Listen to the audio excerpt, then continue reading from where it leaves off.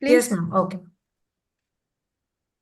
Good afternoon, esteemed faculty members and all the delegates. Thank you for joining. This is Sahiti from Shield Connect, welcoming you all for today's webinar on cervical cancer, organized by OGSSI. So, it's my privilege to introduce the MOC of today's webinar, Dr. Deepa Tangamani, ma'am. Ma'am is a consultant at Apollo First Med Hospitals, Chennai, and also consultant at Tamarai Fertility Solution, Chennai. I welcome you, ma'am, and I hand over the session to you. Thank you, Sagiti. Good afternoon, everyone. This is our webinar on CA cervix. Welcome you all. It's our clinical society meeting. We are doing as a webinar here. To start our sessions, I welcome Kundevi Madam, Kundevi Shankar, our secretary, Honorary Secretary, OGSSI 2023-2024. And she is a renowned National Board Certified Obstetric Gynecologist. She is specialist in reproductive medicine and laparoscopic surgery for more than 20 years. She is currently an examiner of FNB and MGR University fellowships. She is attached to IRM MMM. Over to Madam for doing our OGSSI prayers. OGSSI prayer, please. Good day, Madam. Shayati will. Yeah. Okay. Thank you, God. In humility we gather. In gratitude we pray for all the good things you have given us. Shower us with your blessings to pass on the healing touch, to celebrate the arrival of each new life and a mom reborn, the courage to deal with it when things are not perfect, and to remember that we are but messengers to keep our women safe and free from sorrow. We bow before your kindness and the magnanimity of your endless love. Thank you. Thank you, Kundevi Madam. May I invite our beloved President, Dr. Jairani Kamraj Madam. Yes. Madam is a President OGSSI. She is a Director of Occurs Fertility Center and Hospital in Madapalni. She is a lifetime member of OGSSI, lifetime member of American Society of Reproductive Medicines, lifetime member of ISAR, and member of European Society. And she got a Rajamani University first prize in gynecology and obstetrics, and Dr. Vadamalayan endowment gold medalist in MBBS obstetrics gynecology examinations. Anantapuri prize for university first in medicine, gold medal in DGO, Dr. MGR University exams.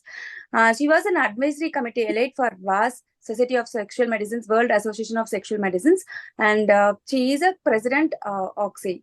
Over to Madam to welcome our gatherings, ma'am. Thank you, Deepa. Thank you for the nice introduction. Thank you. A very good afternoon for all the faculties, delegates, and my dear OGSSIans. And it gives me a great pleasure and honor to welcome you all for this webinar on the cervical cancer. January, we all know, is a month of cervical cancer, and we as a whole, all over the country, we are doing a lot of programs in relation to creating an awareness about the cervical cancer, both for the public as well as for the practitioners.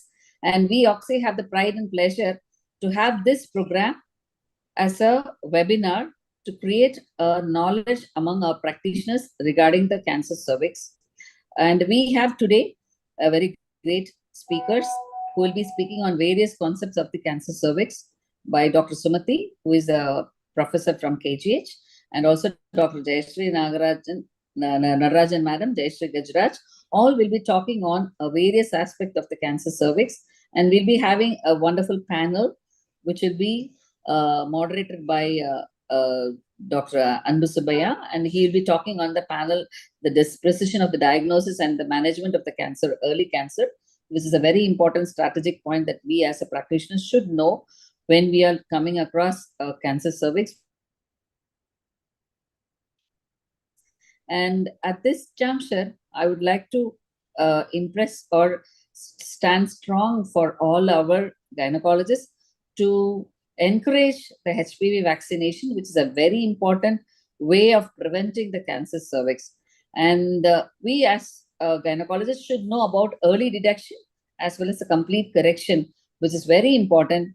And many a times, this is the way that we can look upon a world without cancer cervix by 2030, which is a strategy that we all work globally to achieve this. So for this, we OGSSI also have a pride to have this webinar to create a knowledge-packed sessions by the great speakers here. And I thank our oncology committee headed by Deepa, who has taken a great painful efforts to have this webinar. Thank you, Deepa. And I welcome all the speakers and also the delegates and all my fellow Oxians for this webinar on cancer, cervical cancer. Over to you, Deepa, to carry on to the process, to the sessions. Yeah. Now, next we'll move on to the sessions. The first session, we have 3 speakers. So to chair the sessions, may invite Dhanlakshmi Madam. She is our executive committee members, and she works in the Department of Obstetric Gynecology, Sri Ramachandra Institute of Higher Education and Research Center, Chennai. And she is an undergraduate and postgraduate teacher since 1995. And she is a honorary treasurer in Chennai Menopause Society of 2023 to 2025. Welcome you, Madam. Over to Dana Madam to introduce the speakers. The first speakers for today is Jayashree Natarajan, Dr. Jayashree Natarajan. Sagadi CV, please. Yeah. Thank you, Deepa, for that nice introduction. I am very privileged to introduce Dr. Jayashree Natarajan. I see something like major, so I am really impressed by the way she had probably she must have worked in army as well, and her qualifications is running to 2 lines. So she is actually an associate professor gynecological oncology in Cancer Institute Adyar, and she had several publications, almost numbering about 18, and she had been awarded several times FIGO fellowship in gynec oncology, ASGO 2015 Best Free Paper Award, and 2018 YDS Travel Grant, and IFC CPC certified colposcopist, IAPC certified in essential and palliative care. And over to Jayashree Madam for her deliberations. Welcome you, Madam. Good afternoon, all.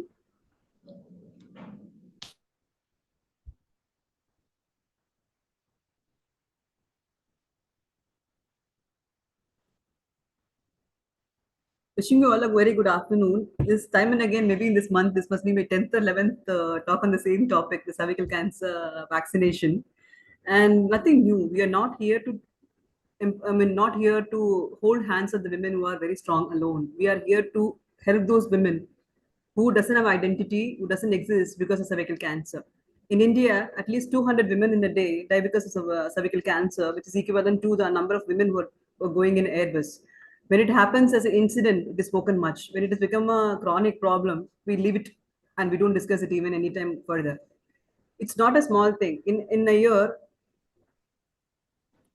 we have at least. Sorry, Madam, can you put it in a slide? Yeah, Yeah, you have to click the slideshow, ma'am. Yeah. Yes.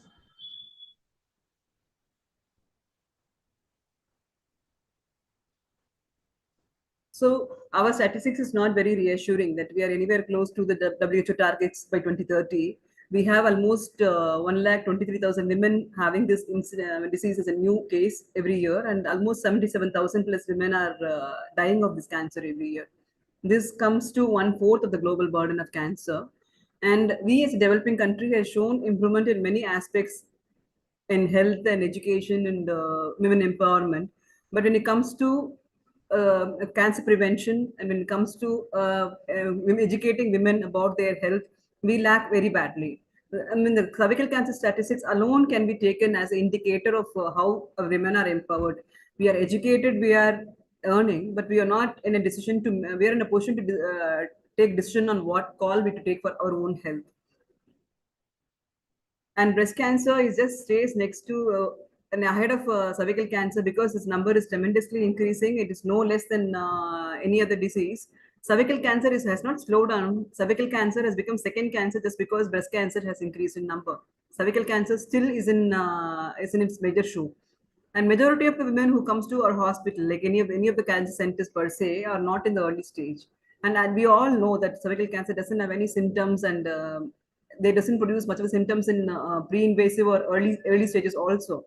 So when a woman comes in stage 2 or stage 3, it doesn't have a chance of getting a cure. They have a chance of getting only control, and the entire family, including the lady, gets the burnt of whatever cost and suffering of that. When we say 77,000 women die of cervical cancer in a year, it doesn't include the morbidity post-procedure and the quality of life of the women who are going through this problem.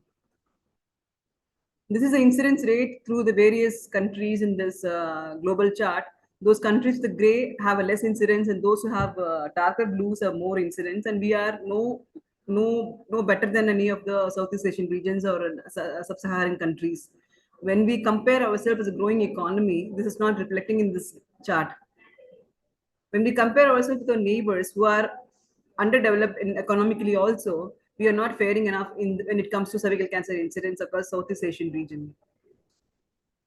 And one of the sad stories is that the most of the women who are diagnosed are not the women who have completed the role as a family member, as a first generation person. They are the one they're diagnosed either early when they're setting up the family, or they are just progressing to the family shape and structure. When they're diagnosed with cancer, this cancer brings down the entire family structure and shatters the family. So it is not a disease which we can just leave it saying that if you get older, that if you get some disease or other. It's a disease which comes in an early age group. Just because this is caused by HPV infection, which is an infection which is sexually transmitted, and the infection's effects are by 15 to 20 years post-infection. So many of them whom we diagnose are not late. They are between say some 35 to 60 years. And these are fruitful years for a lady who's for her and a family. As we all know, human papillomavirus is the cause of cervical cancer. It doesn't produce any symptoms in the early stage. And in HPV type 16 and 18 are the most worst culprits which produce majority of cervical cancer cases, not only in our region, all over the globe. And in our South Indian studies also, HPV 16 and 18 followed by 31 and 35 have shown to be the major culprits in producing majority of cervical cancer cases. When other low risk type 6 and 11 are shown to have genital warts. So how does it cause any aberration in the epithelium? It may be a menstrual induced, or maybe intercourse induced, or it may be pregnancy or delivery induced, or it may be partial recovery. Many of these, any change in epithelium gives a milieu for these HPV virus to get into and multiply in number.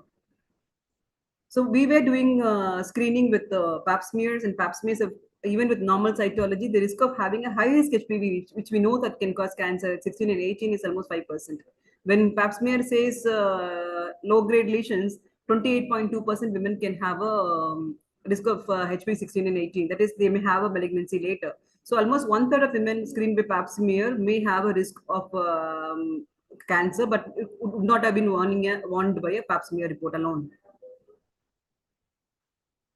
So what happens when HPV comes inside? HPV evades our immune system. It doesn't get into our immune system because it becomes a local infection. It confines to the cells where they are, get into cellular materials, and make our cells their generator for genetic material. And once they are in a comfortable milieu, that is the local immunity is suppressed, then only HPV starts spreading as an advanced disease. So poor exposure to antigen presence, no inflammation, no attraction of immune cells, local immunosuppression, these are the ways how HPV evades immune system. So how does vaccine work? Will vaccine work? We know that vaccine works because many countries have shown it by their studies. If it works, how does it work? Because vaccination induces antibodies in the blood. And data show that vaccine produced by antibody have a persistent high titer, which will be able to combat with the HPV infection, which can happen later.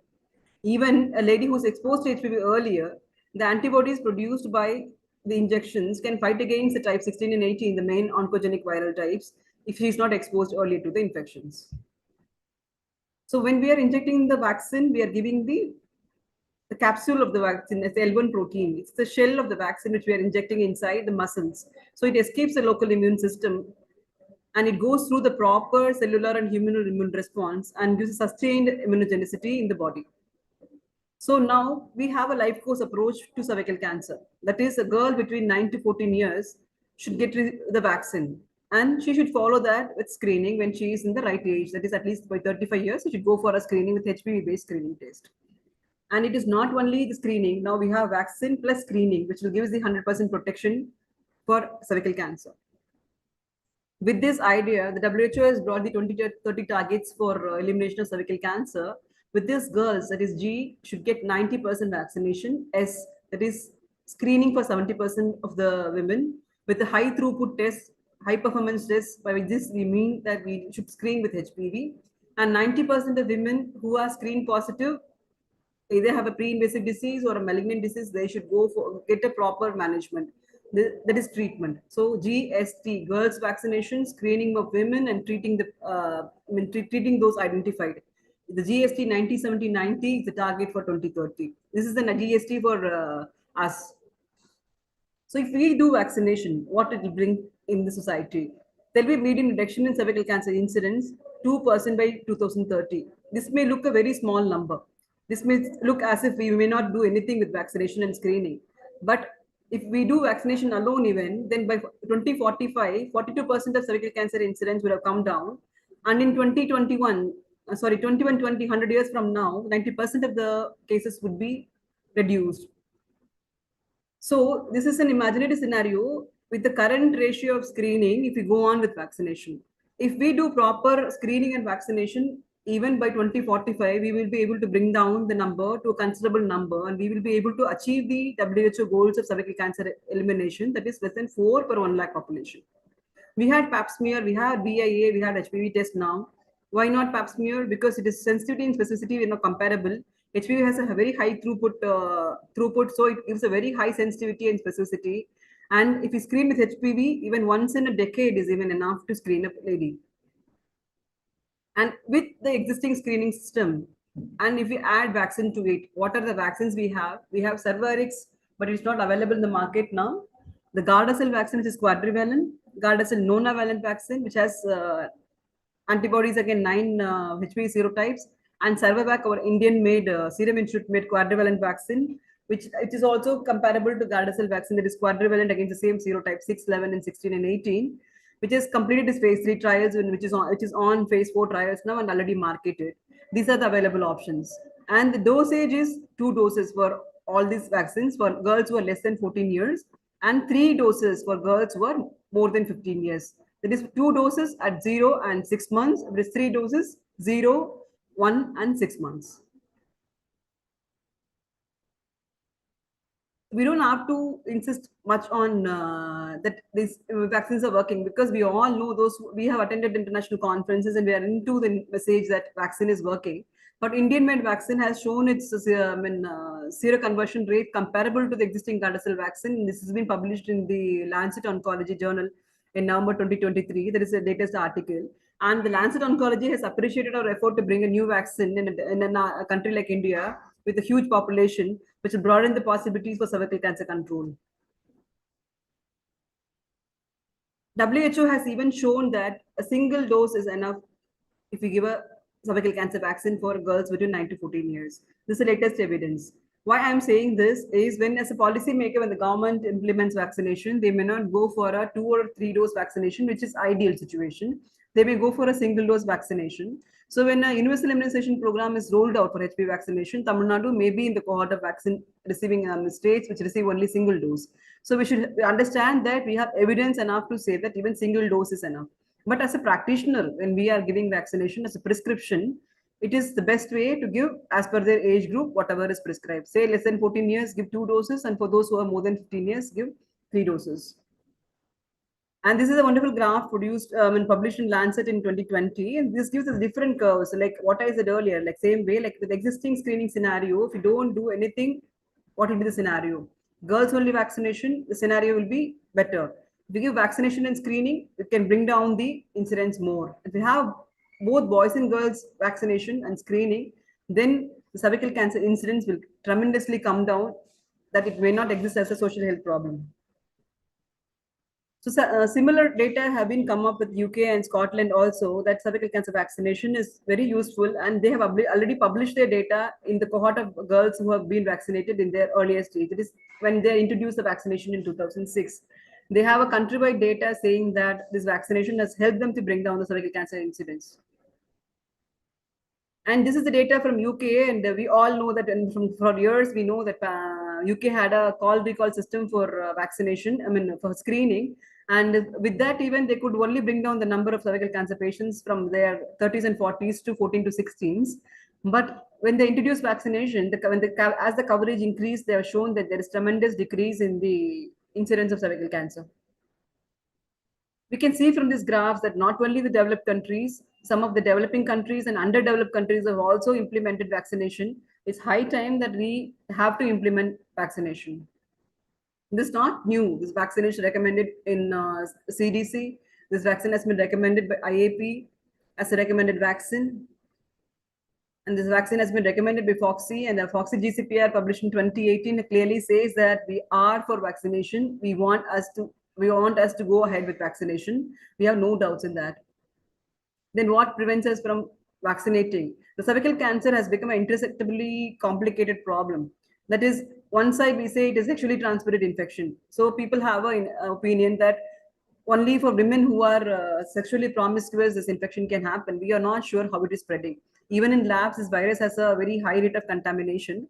Unless otherwise proved, and under the other ways of means are there to stop the disease, let us not discuss whether it is sexually transmitted or can we stop the disease by sexual transmission. We only can take measures to stop it by vaccination and screening. And one more thing, we don't have adolescent health, and we don't believe in some don't even believe this cancers can be prevented by vaccination. They think cancer cannot be prevented by vaccination, but this cancer has been shown to be prevented by vaccination in many countries.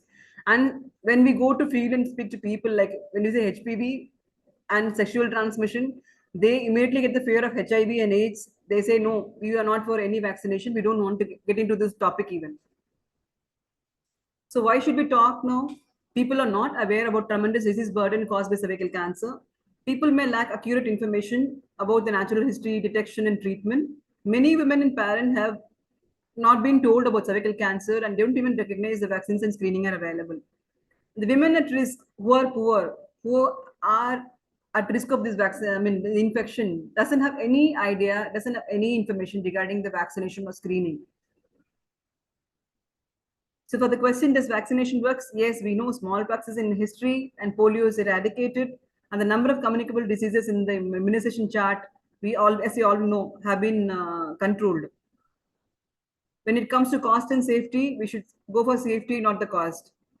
And India has declared that we'll go for a immunization, national immunization program, and central government has declared that they will go for a HPV vaccination program in December 2022, but it's still in process. Punjab is one state where in 2 districts they have already vaccinated their girls with the WHO support.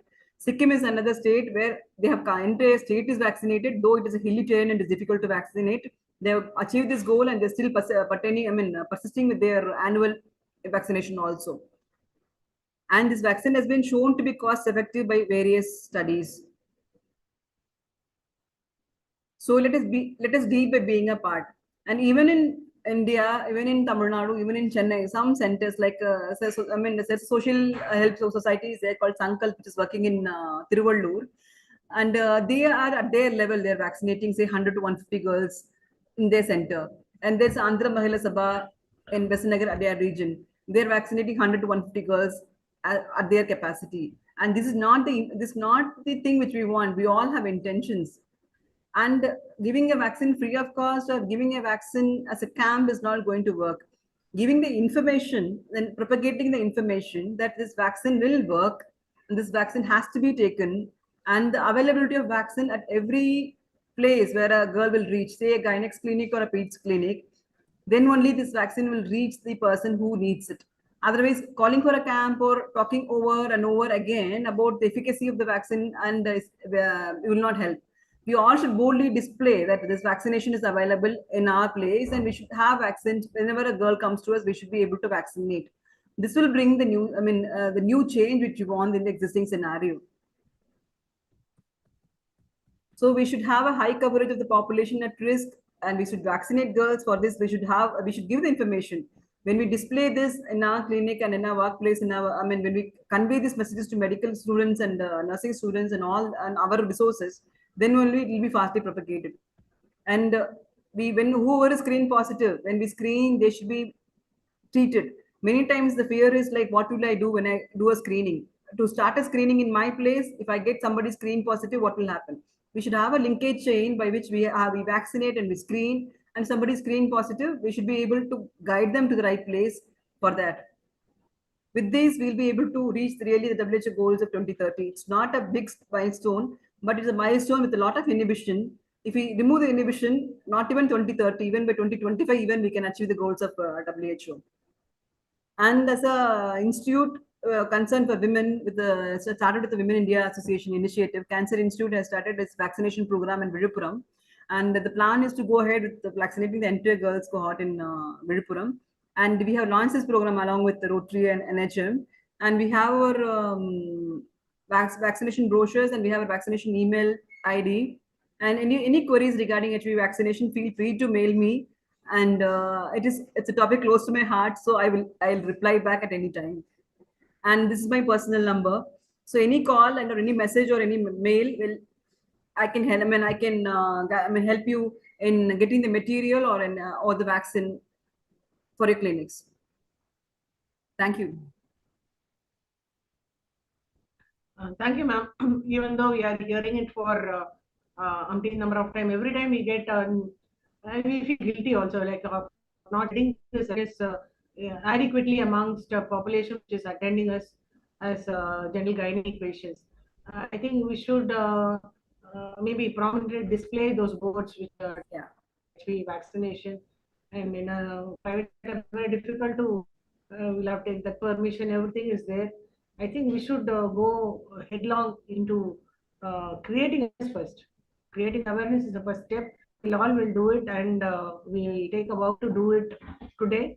And thank you, madam. Thank you for that. And one more word, like we had a survey among college students like who volunteered to be part of our team. That we circulated a survey in Google Forms.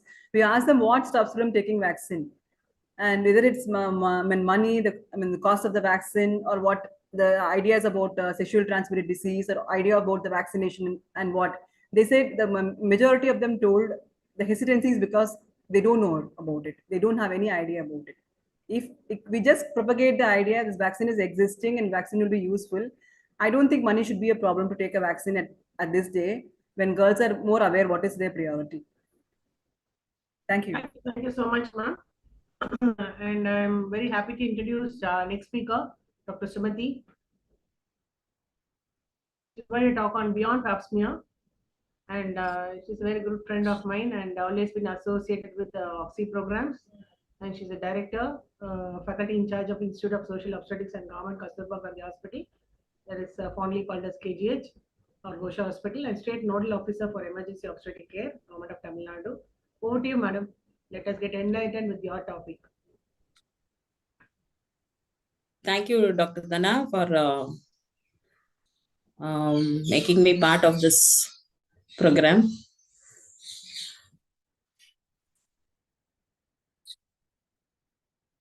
Are you able to see my screen, ma'am? Not yet, madam. It was seen earlier.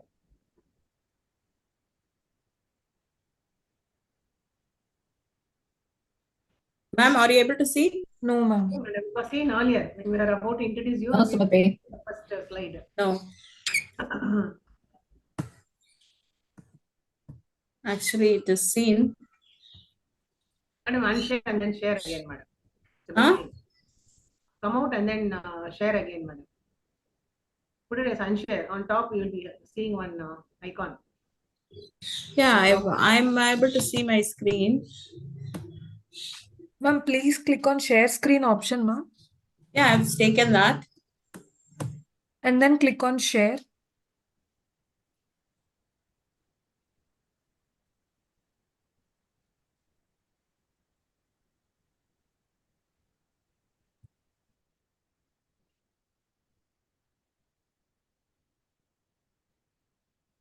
I mean, you ask somebody else to talk because I don't have anybody to help me. My hands are tied because of my fracture hand.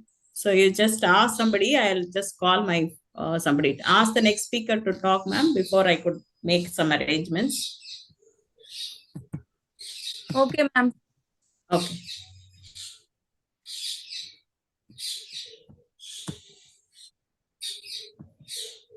Yes, madam. Ma'am, are you there, ma'am? Yeah, she's there. I'm here, ma'am. Ma'am, can you start? Talking about, taking your topic now, madam. Now that Sumati madam is not able to share a screen. No problem. No problem. Yes. Shall I share screen? It's already shared, madam. No, it's Not shared. I have not shared it. It's Okay, Sagiti okay. screen, madam. Introduction slides. Madam is a consultant OBGYN at Apollo Specialty Hospital in Mangai Hospital. And Mangai, where is Mangai?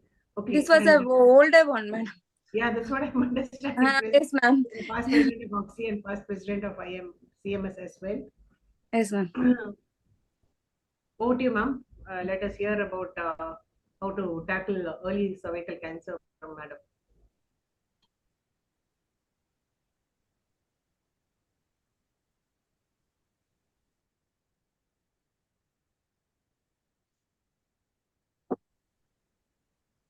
Thank you very much, Deepa, for giving me this opportunity to talk about something very close to my heart. I think Jayesh Natarajan's talk was excellent. She was went in detail. She told us about vaccination and the need of the hour. Now, having diagnosed cervical cancer, hopefully in the early stage, let us see how we are going to manage this. And basically, we all know that it is cancer which is limited to the cervix and uterus. And generally, the primary treatment options include basically hysterectomy, and we'll talk more about this later. Mainly nowadays, increasingly, we are talking about fertility sparing options, etc. And are we going to add radiotherapy with or without chemotherapy? So the choice of therapy actually depends on the tumor itself, the patient factors, and more important, what is available in that particular setting is also important for us. So diagnosis is always made by histologic evaluation of a cervical biopsy specimen. And later then we go to stage the disease. Staging again generally involves a whole lot of imaging modalities as well. And FIGO keeps changing its staging modalities as it revises its staging. But important for us to know that it is important in which setting we are working. If we are in a resource limited setting, then we need to largely rely on clinical staging based on physical examination. And if some procedures are available for us, for example, examination under anesthesia, cystoscopy, hysteroscopy, etc., we could add these on to make our staging more meaningful. And basic imaging like chest radiograph, intravenous urogram, etc., can be done. But if we are in a setting where we have access to CT, MRI, and PET scanning, we should definitely add these on because this will add to the prognosis and to the treatment that we give, therefore the long-term use for the patient itself. So that is very important. So when we're talking of early cervical cancer, we're talking of FIGO stage 1A, B1, and B2 disease. So 1A is invasive carcinoma that can be diagnosed by a microscope only with maximum depth of invasion up to 5 mm. And it is further subdivided into A1, which is measured at stromal invasion 3 millimeters, and A2, where stromal invasion of more than 3 mm and 5 mm in depth. B1, where invasive carcinoma is more than 5 millimeters depth stromal invasion in greatest dimension. B2, where the invasive carcinoma itself is more than 2 centimeters and 4 centimeter in greatest dimension. And without doubt, surgical management is the preferred modality of treatment rather than primary radiation. But once upon a time, we were taught at least that both had equal results, so we could go one over the other. But nowadays, the leaning is more towards surgical management. The type of surgery will depend on whether we are going to do a cervical conization, that is a cold knife cone, or an extrafacial hysterectomy, a modified radical, or a radical. That will depend upon the stage of the disease. And often we need to rely on the Rutledge classification of the hysterectomy. Now, what is the rationale for saying surgery is the primary modality or the preferred modality? Because what happens when you reserve the primary radiotherapy to very few situations, with or without chemotherapy is another debate. So this is mainly for patients who are not candidates for primary surgery, either because they have some medical comorbidities or their poor functional status or even limited health resources. That also we need to keep in mind. Because if we are doing surgery or radiotherapy, the facility has to be available on site for the patient. And we base it on the possibility or the likely higher long-term morbidity with primary RT compared to surgery, the decreased quality of life with radiation, and the chances of ovarian failure, which again has been reported even after primary surgery, but more after a primary radiotherapy. The type of surgery, again, the conization is often preferred one. It can be done as a diagnostic evaluation method, and often, but not always, it proves to be a treatment by itself. And that will depend on what the pathologist is going to tell us. So remember, it's a cold knife code that we're talking about, the technique, etc. I will not go into because it will be too much within the purview of this lecture. And when we do this is when we start off with a abnormal smear, or we've done a HPV testing. Then we go on to do a colposcopy, directed biopsy, and the indication or the pathology comes back as an early cervical cancer. We are then talking of a cone biopsy, and this is the procedure which we should be following.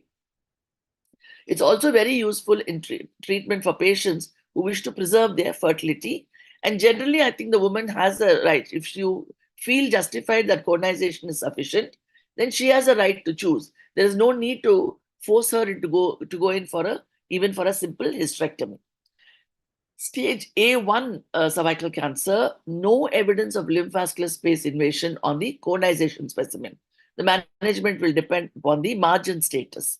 So margin, if it is negative, no further treatment is required. You can reassure your patients. Simple hysterectomy may be an alternative which can be proposed to the patient, and normally reserved for when we are not sure of the long-term compliance of these patients. Because remember, these patients need to be followed up.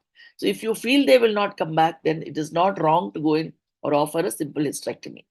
If the margins are positive, then repeat the cone biopsy or offer a simple hysterectomy rather than a modified radical at this point. It is not required. It will be considered as overtreatment. When you repeat the conization, or rather you would push for repeat conization, is when they want to keep fertility in mind. And then patients who desire definitive treatment and have completed their childbearing, again, you can discuss other options with them. So this extrafacial involves removal of the uterus and cervix, but not the parametrium and or more than the upper half of the vagina. So it is not a radical or modified or a radical hysterectomy. It is the routine hysterectomies that we are all doing. And again, controversy was there regarding this, but I think even the latest recommendations say that when a vaginal hysterectomy is possible, it is the preferred approach for this. Laparoscopic or the robotic assisted laparoscopic or abdominal approaches are all performed. And those at low risk for lymph node involvement, because this early stage, lymphadenectomy is not typically indicated, but you may perform it in certain selected cases where you will choose the candidates earlier. So you're talking of patients with stage 1A1 disease, evidence of lymphovascular space invasion on conization. They are treated similar to patients with stage 1A2 disease. So this kind of extremely conservative treatment is restricted to stage A1 disease alone. Moving on to stage 1A2, the standard of treatment for 1A2 is a modified radical hysterectomy or the class 2 hysterectomy. This is when in an extrafacial, we've already said what we would do. In some instances, it may be an acceptable alternative when you are 100% sure of your patient. The modified radical hysterectomy, what does it involve? Removal of the uterus, cervix, upper 1/4 of the vagina, and the parametrium has to be removed. Pelvic lymphadenectomy to be performed. Para-aortic lymphadenectomy if performed if the pelvic nodes are suspicious for metastatic disease. But increasingly, this question of para-aortic, etc., is under question, because now, at least in some centers, sentinel lymph node evaluation is being conducted regularly, and it is being evaluated. So once we get a lot more information, then we may have to revise the criteria for the modified radical hysterectomy. Now, ovarian metastases are less common with squamous cell histology than with adenocarcinoma, almost 0.8% versus 5%. So in this early stage, ovaries are typically preserved in patients with squamous histology, And in adenocarcinoma, we would definitely counsel for removal of the ovaries. So this modified radical hysterectomy is an effective treatment for patients with low risk early stage disease. And it's not been formally studied. So actually, we are not sure whether this should be done or a simple hysterectomy is sufficient. There's not enough data to support one of the two. But there is a retrospective series of over 1,250 patients with cervical who were treated with the radical hysterectomy and pelvic lymphadenectomy. Lymphadenectomy rate of recurrence for stage 1A at 12-year follow-up, 1%. So, we should actually justify the morbidity that may be involved in going for extensive dissection if we are sure of the compliance of our patients. Less extensive surgery in the form of, for example, simple hysterectomy may be a reasonable alternative. So keep that in mind, but definitely you would, where required, go for a modified radical hysterectomy. B1 and B2 disease, we are talking of a little more advanced disease with possibilities of metastasis, possibilities of lymph node involvement. So we need to up the treatment here. And these are typically offered a radical hysterectomy that includes removal of more vaginal tissue, that is up to 1/2 of the vagina. There we were talking of 1/4. Parametrial tissue in addition to lymph node assessment has to be done. And here, why this additional resection of tissue? Because given the trend towards poorer prognosis with stage 1B disease. So you need to have more information on how to counsel the patient. So it is definitely radical hysterectomy is indicated here. Here again, at the end of 12 years in the same thing, you can find 1B, 5% risk was there, whereas in 1B2, 14%. So B2 was and they also found that B1, B2 was an independent risk factor for poor prognosis. So we need to look at the patient overall, not just at the stage alone, and all other comorbids, etc., need to be taken into account. Now, the mode of surgery, often there is this debate about I can do it through laparoscope, etc. But we all know that it has undergone a major revolution with the LARC study, etc., which came up. So 1A2 and higher tumors undergoing modified radical or radical hysterectomy for cervical cancer. The recommendation today is laparotomy rather than minimally invasive, whether it be conventional laparoscopy or robotic assisted. Similar tumors, like for example, stage 1A1, you could still go for a minimally invasive surgery after appropriate counseling of the patient. So minimally invasive was employed for cervical cancer, as I told you, in the early 2000s, based on decreased operative morbidity. And with robotic, it was seen as a major advance. But subsequent studies have shown that the oncologic outcomes are suboptimal when you go for a minimally invasive procedure. And therefore, the laparotomy is the recommendation for this. Patients who wish to preserve their fertility, for example, you have the early stage disease at low risk of cancer recurrence. For example, lesion less than 2 centimeters, no lymph node metastasis, potential candidates for fertility sparing surgery. So we need to pick and choose our patients. And here, the choice of surgery would be conization. And now, increasingly, we also need to keep trachelectomy in mind. Although the expertise is not that widespread, we need to keep it in mind.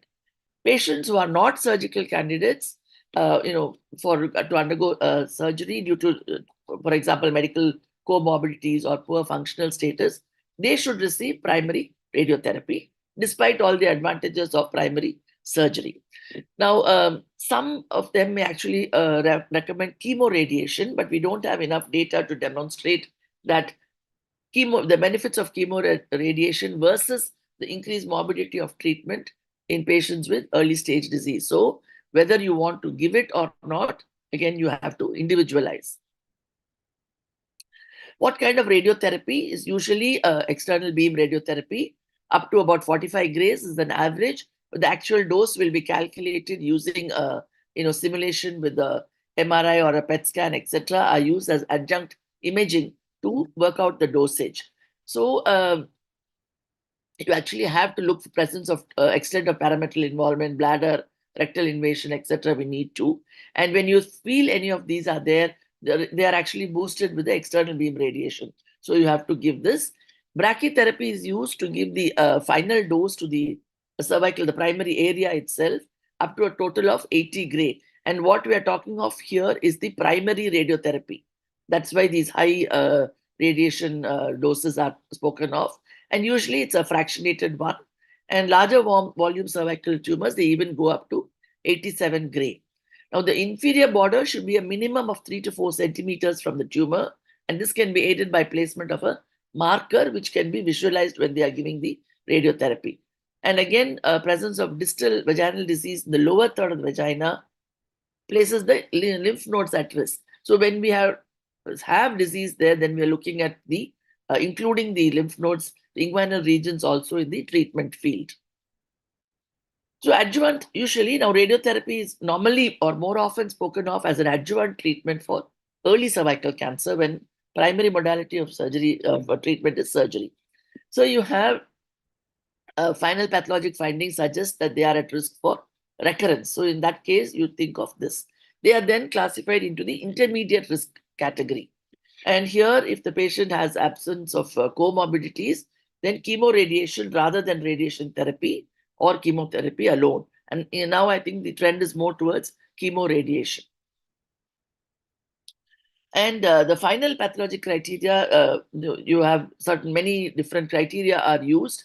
And these are used to define the potentials at intermediate risk, including the following. For example, the presence of LVSI plus middle one-third stromal invasion and tumor size more than 2 centimeters.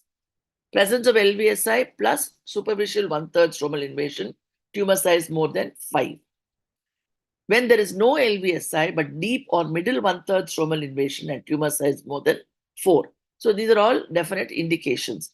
Risk of recurrence and death in the presence of these factors are up to 30% following surgery alone. So important, very important to recognize these and then offer the adjuvant therapy where required. And you get a reduction in the risk of disease progression, which is very important. But no difference in the actual mortality at the end of 5 years. But on the other hand, chemotherapy, more toxicity, including hematologic toxicity, GI and hematologic toxicity is seen after radiotherapy as well. And this was seen much more in the early days when other modalities of external beam were used. But now with the intensity modulated radiation, we don't see so much of this hematologic or GI side effects. I remember in early days, women used to suffer with the GI side effects, and there were so many modalities of treating this and I've never seen any of them work. When we categorize someone as high-risk disease, what we do is we recommend adjuvant chemoradiation for patients at high risk. So in any one of the following features are present. For example, positive surgical margins after primary surgery, microscopic involvement of the parametrium, etc. These are definite indications. Although trials supporting chemoradiation in high risk or early stage cervical cancer have utilized cisplatin and FU, that is the combination chemotherapy along with radiotherapy, the single-use cisplatin is still the recommended chemotherapy when it is used along with the radiotherapy in the form of chemoradiation. So, talking of prognosis, the major prognostic factors which affect survival among patients with cervical cancer, they are the stage, the nodal status, tumor volume itself, very important, depth of cervical stromal invasion, and the lymph vascular space involvement, which is important. Now, HPV involvement, we know that almost all cervical cancers are associated with HPV, and it has been found that those which are associated with HPV or have been shown to be associated with HPV, actually the prognosis is better. Now, this is what statistics tell us.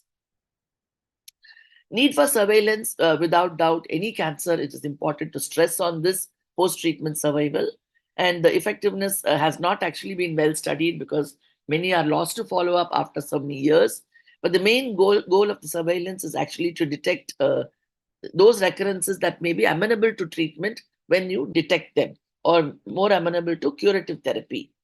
So the type of surveillance that you do, again, depends on what sort of setting you are in. You could confine yourself to physical examination, vaginal cytology, cervicovaginal cytology, and basic imaging. Or you could actually subject the patient to other higher modalities of imaging also where you think it's required. Interval of surveillance, again, left to the individual, but initial recommendation is 3 monthly for 1 year, 6 monthly for the next year, and then annual for 3 years. And then in early stage, they could go on to the 3-yearly annual review if everything is okay in the first few years of review. So what we need to consider when we are giving this treatment is quality of life, because remember, this early stage, we're talking to them of conservative treatment, and we should give them good quality of life after that. Ovarian failure with radiotherapy is inevitable, even if you are actually positioning the ovaries away from the field. After n number of years, it is found that ovarian function is suboptimal and ovarian failure is seen. The same is seen even when the ovaries are conserved at radical surgery. After some years, either due to disruption or alteration in the blood flow to the ovary, ovarian failure has been reported. Sexual dysfunction, especially after radiotherapy, has been reported, but here again, the newer modalities of treatment score very highly over the previous forms of treatment, and it is not a common symptom that they come up with, but we need to keep this in mind and help them where required. Younger age group, either the ovaries have been removed, radiated, or ovarian failure post-treatment, the need for MHT comes up. Now remember, this is not a hormone-dependent tumor or a cancer, so we can certainly offer them MHT. And all the more, this is a group which is under surveillance already. So any problems that you anticipate with your MHT can easily be taken care of. So this is a pre-selected population. So certainly we need to keep all this in mind when we're offering treatment. The goal should not be just to get rid of the disease and forget about the woman or her quality of life. Thank you very much.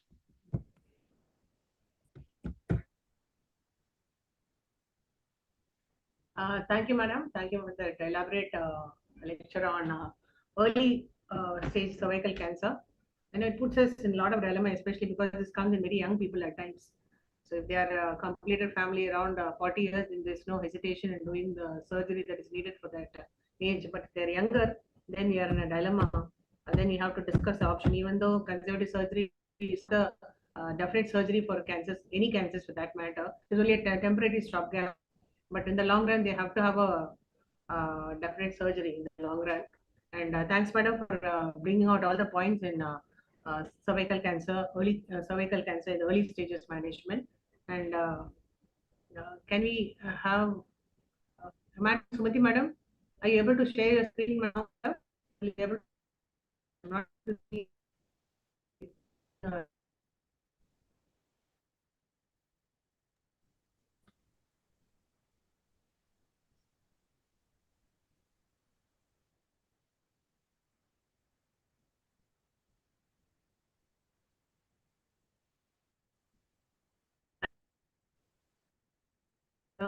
Visible? Yeah, we're able to see, Sumati, if you can just put it on slideshow. Yes. Nicely seen. Yeah, it's seen very nicely. Just put it on slideshow, that's all. Okay, slideshow.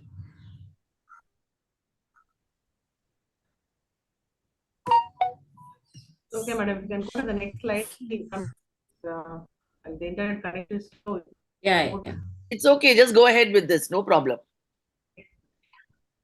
Just go to the next slide, madam. Just see if it is. Yeah. Thank you, ma'am, for Yes, am I audible? Yeah. Thank you, ma'am, Yes, for ma'am, very giving me much this audible. opportunity. Yeah. Thank you for giving me this opportunity. It is indeed a pleasure to talk on colposcopy. Actually, when Deepa called me on talking on colposcopy, I thought it is just colposcopy, but she gave me a topic was beyond pap smear. So I was in a dilemma. What is beyond pap smear? Does she want to know what I should do next after a pap smear report? Or should I talk about other screening methods of beyond pap smear, like going in for HPV or that? So I was in a dilemma. So I just had prepared everything together. It is in a jumbled form. I'm not well, but anyhow, it is in a jumbled form. Please bear with me. So So this has been spoken by Dr. Jayashree. She's already told that we are having so much of a burden, and we contribute as an country. We contribute about 25% of the global burden, and we know about the natural history of the disease. And this tells about that world over, the cervical cancer is fourth, but when it comes to India, it is third next to oropharyngeal cancers, breast and oropharyngeal cancers, but still it contributes to the burden. This also, she is told that we have so much of different colors with so much of inequity among people having cervical cancers and people having cervical deaths. So this is all about it. We know that we are supposed to have a equity, but still we are having so much of inequity, and we have to eliminate it by doing this 90, 70, and 90. So going on to eliminate it, the second part of it, screening, comes in the 70% of eligible women has to be screened at least twice in their lifetime with HPV DNA, with this being an important test, and it is very effective test. And it doesn't stop with that. Our screening doesn't stop with that 70%. It goes on to the next thing of going on for treating the 70% who have been diagnosed with some positive. So it has got a link between the positive people treatment and also going into the cervical cancer. So screening, we cannot say that after vaccinations and we stop. No, we cannot do it. We have to screen. And the screen doesn't stop with just because the number is small doesn't mean it is small. It has got an important link of treating them. That is very important because that is the challenge which we are facing in the hospitals. So this slide, which tells about the screening, it is telling about all the modalities of screening, like cytology, like we have the HPV DNA, we have VIA, we have colposcopy, all together as form the part of screening. So which is the best, or what is best? So optimum screening for each person is different. So the screening for high income countries has been very successful with conventional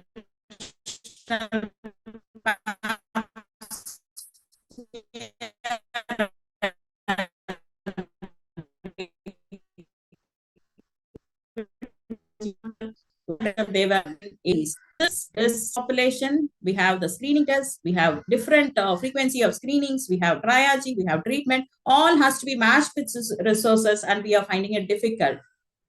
So the screening modalities, as we know, it is cytology, VIA, HPV, and what is optimum for each one has to be labeled.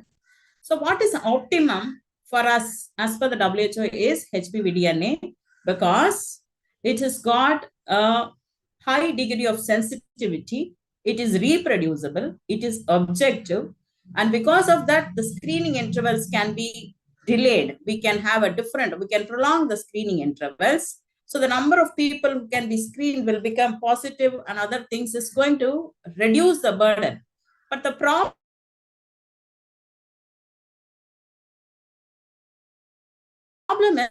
is the initial investment of initial investment is very heavy, that people are not wanting to do it. So what are we doing as a low resource setting? We have introduced this VIA, which is the visual inspection with cytology, with visual inspection with acetic acid and visual inspection with Lugol's iodine, started in 2005 by the government of India, which is still going on by almost all the other states with NCD screenings.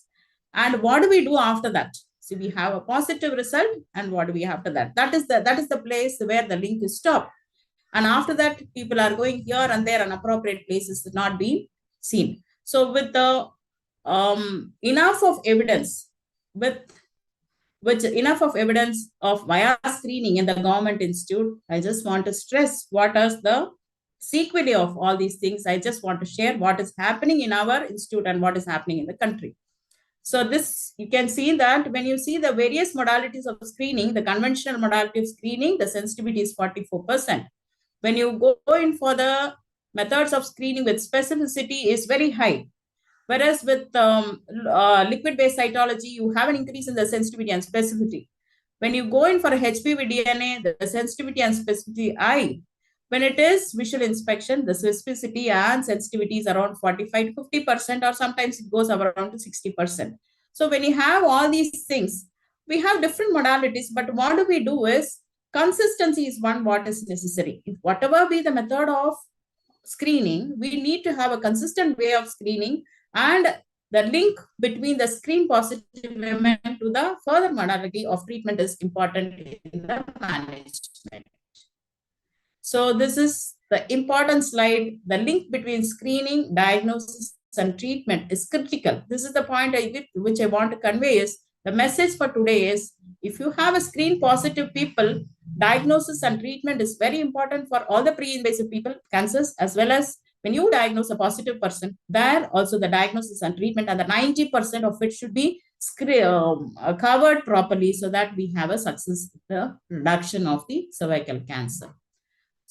So this is a chart which shows about the screening protocols which are available in even in low middle income countries. When you just see the slide, you will see that green color or HPV DNA screening, which is done in many of the low middle income countries also. Though not only the high middle income, the high income countries, the low middle income countries also have this HPV screening.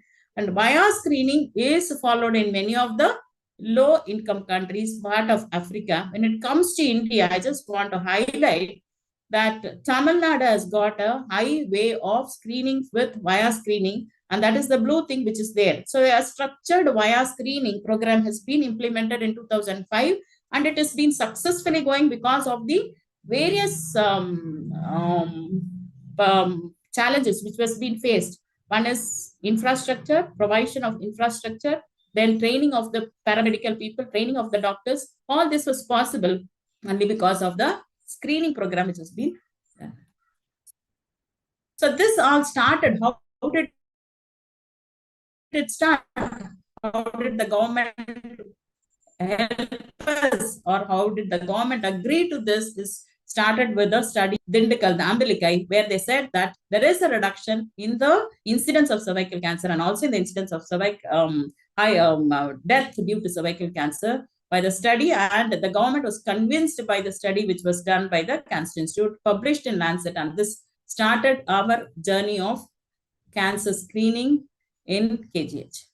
So this slide has also been projected by Dr. Jayashree, which she said, you can see that in England, they were able to have a reduction in the incidence of cervical cancer by one is popular screening and the national call and recall system, which we find it very difficult in our country like ours with so much of diversity and so much of difficulties. So this is a population-based registry, which shows that you can see that the burden of cervical cancer in Chennai in 50s was high. But now it is coming down to 2007 and 12, it is coming down in Chennai. It is because of the screening system which has been introduced. So with all this in the background, I just want to share what are we doing in KGH for the first 1 year. So 1 year, we had a screening of around 824 people in the OPD, but via screening by the nurses. And out of them, 1,051 were positive. And all of these positive people are referred to the colposcopy unit where they are screened. Not all the people, sometimes we do have patients who are defaulters, they just go away, not coming back. We also have people who are being referred, and all these things are happening. So the total number of screen positive with colposcopy being done were around 251, and around that 211 were low grade lesions and 40 were high grade lesions. And each has been the case, all the cases have been managed individually. Not everybody has managed with all low grade lesions, whether to follow up, whether to have a treatment, ablative treatment, or whether to have an excisional type of treatment. All these are depending on the criteria and other things. Individualized treatment was given to every patient, and all these patients are asked to come for a follow-up. So this is about this data of 1 year in 1 year, the last year's data. So some of the people, not all the patients who are colposcopically positive had a biopsy, but some had a biopsy. It depends on the individualization. Not everybody is subjected to biopsy because that is going to increase the load. So we are just going to all low-grade lesions. Sometimes if they are very young, we can ask them to come for a follow-up. So some people had a biopsy done where we can see that there are people with CIN 1, 2, and 3, and each person is managed depending upon her clinical history and other comorbid conditions, whether they have all these things. Not that we stop with the colposcopy or VIA, we also do pap smear because pap smear VIA is not positive in postmenopausal age group. We are not able to pick up things. So we do pap smears, or sometimes we have people with the pap smear reports also coming to us. And this is the data of 1 year. So with one institute, if one institute can do this, I think everybody has to have a data and other things so that we can find out how we can join our hands together and do it. So now going on to the colposcopy, which Deepa wanted to say. So you know that colposcopy is a low-powered microscopic illuminated examination of the genital tract. This is the manual colposcope which we had in 2005. This is the one which we had in 2005 and 6. We started with that machine, and now we changed on to the digital video colposcope. And to know about the anatomy, we have, this is the anatomy. A little bit of anatomy is necessary for us to understand what is happening. So this is the anatomy of the cervix, which shows that there is a cervical canal, and with this line with endocervix, we have a squamous epithelium lying on the ectocervix, the squama columnar junction, and adjacent to that is the transformation zone. So this is how the cervix looks on a colposcopy. And this is to tell what are the sequelae or what are the squama columnar junction, what is happening, what are the things which we are seeing. There is a Nabothian cyst, which is nothing but the glandules, endocervical, which tells that they are the now transformed into a squamous epithelium. These are the tools which are necessary. This is the IFCPC classification on which we report our colposcopy. So we report as if the colposcopy examination is adequate or inadequate.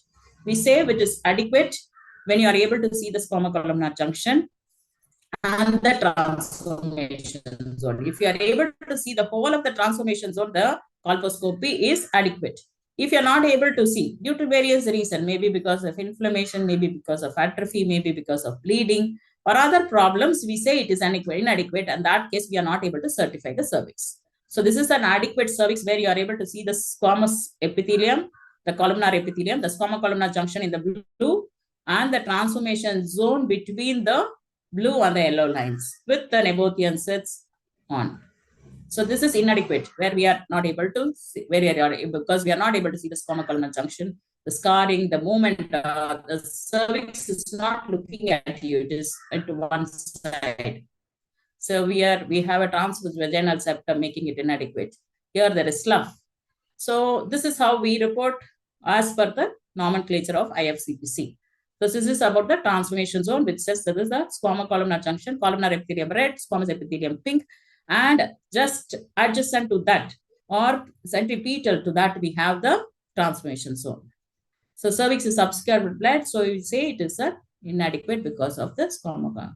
So this is because of a discharge. So these are the discharges where we see when you have, these are the various types of discharge where you see, these are the vasculatures. This is the normal vasculature or branching pattern, which is normal. This is a normal branching pattern. So there we have abnormal vasculatures where waist thread appearance. So atypical blood vessels, waist thread appearance. So where to look for the abnormal findings? We have to look 360 degrees around the squama columnar junction in the transformation zone. So when it is completely visible, there is a columnar epithelium, squamous epithelium, completely visible squama columnar junction. So generally, we have to assess the cervix, whether it is adequate, inadequate, where is the squama columnar junction, what are the types of transformation zone. These are the things which are necessary in the reporting system. So the new squama columnar junction is seen completely. So here it is not seen. It is visible. It is into the endocervical canal. So it transformation zone is into the endocervical canal. Here it is type 3, where you're not able to see the squamous columnar junction. It is inside, so it is type 3 and it is not visible. So this is, we have to see 360 degrees around the transformation zone, where you are seeing an acetyl-white patch after applying acetic acid, and after applying eugalzidine, you see iodine negative areas. So these are the changes. You have to see 360 degrees, and accordingly you have to tell what is the report. So the transformation zone is a very important zone, very important anatomical zone, where we are going to look for abnormalities. And the treatment also, when you find out any lesion, you have to treat the transformation zone, treat the transformation zone completely, and only the transformation zone and nothing else. So the difference between the new squamous columnar junction and the transformation zone, to identify what it is. So this is again transformation zone, where you are able to see the Nabothian cyst in the transformation zone. So type 1 transformation zone is this, where the transformation zone is completely ectocervical. It is fully visible. It may be small or large, and depending on that, we have to manage. This is type 2, where part of it, in the posterior lip, you're able to see the squamous columnar junction. Anterior, you're not able to see. Part of it is inside. You can insert the endocervical speculum and see what it is. So you can just endocervical speculum, opening it up. Part of it is visible. So this is type 3, where you're not able to see the squamous columnar junction. The part of the transformation zone is inside the endocervical canal. So when it is inside, so we have a different. All these things, what is the importance of having all these things? If the lesion is completely ectocervical, you can go in for an ablative mode of therapy. If you find a lesion on the transformation zone and it is on the ectocervix and completely visible, then you can go in for ablative mode of therapy. Whereas if it is going inside the endocervical canal, where it is type 2 or type 3, when you're not able to see it properly, then you are supposed to go in for an excisional type of treatment rather than the ablative type. So I just show the pictures of normal pictures of colposcopy. This is the mature squamous epithelium and the columnar epithelium. This is how it appears after applying iodine. The columnar epithelium is pink, and the iodine squamous epithelium is brown in color, mahogany brown. So this is again a normal feature, where you can see that it is acetyl-white. This is what we feel when you apply an acetic acid or a eugalzidine instead of hyposterism or because of atrophy. So here is the place where we have to use our brains to find out what is the reason for having all these things. So sometimes it can be just atrophy. If you find a condition like this, where it is atrophy and the age is so, or if you do an ultrasound, the endometrium is thin and the patient is coming with this, you just apply an estrogen cream or give them tablets and find out what is the sequelae. Take up a pap smear. When you see such things, take up a pap smear to add on to your colposcopy. And then you give estrogen and ask them to come for a follow-up. All these things are necessary. So this is an ectopy, where it is a normal feature where the columnar epithelium is lying on the ectocervix. So this is also ectopy. These need not be treated unless otherwise the patient is having a copious discharge and finding it irritable mucus discharge, and finding it for the symptomatic patient. Sometimes you do a cryotherapy or a thermal ablation for that, so that she gets a symptom relief. So this is a metaplastic epithelium, where you can see the columnar epithelium, squamous epithelium. You can see some glands which are there, like a waves. It is going inside the columnar.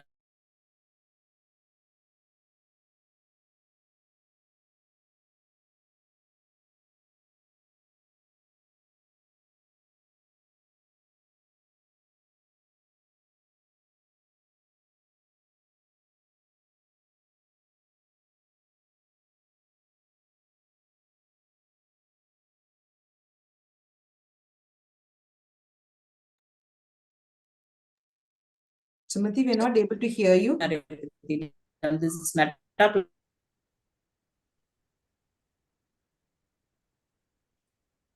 Sumati madam, we cannot able to hear you, ma'am.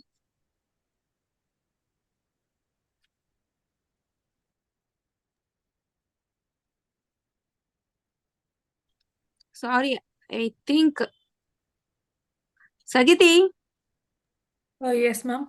is madam is there?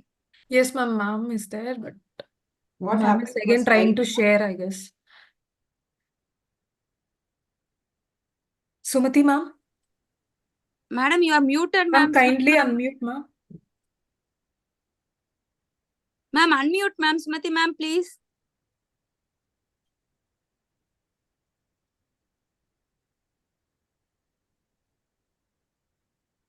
Ma'am, we can't able to hear you, Sumati, ma'am. Unmute, ma'am.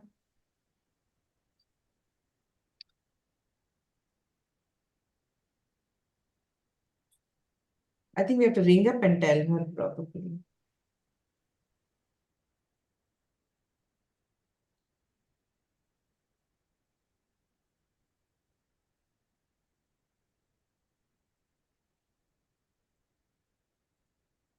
பேசுறாங்களா அவங்க? அவங்க யாருக்கு ring பண்றாங்க தெரியல. நான் நம்மளுக்கு ring பண்ணல.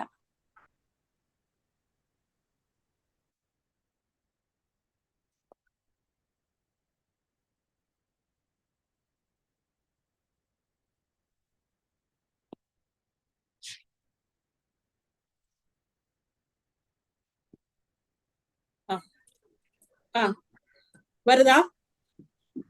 Yes, ma'am. Now we are able to hear you, ma'am. But screen. இப்ப தெரியுதா? Screen was not visible, ma'am. Kindly reshare the screen, ma'am. Yeah. இப்ப தெரியுதா? Yes, ma'am. Now we Okay. can see. Another 5 more minutes, Sumati. Yeah.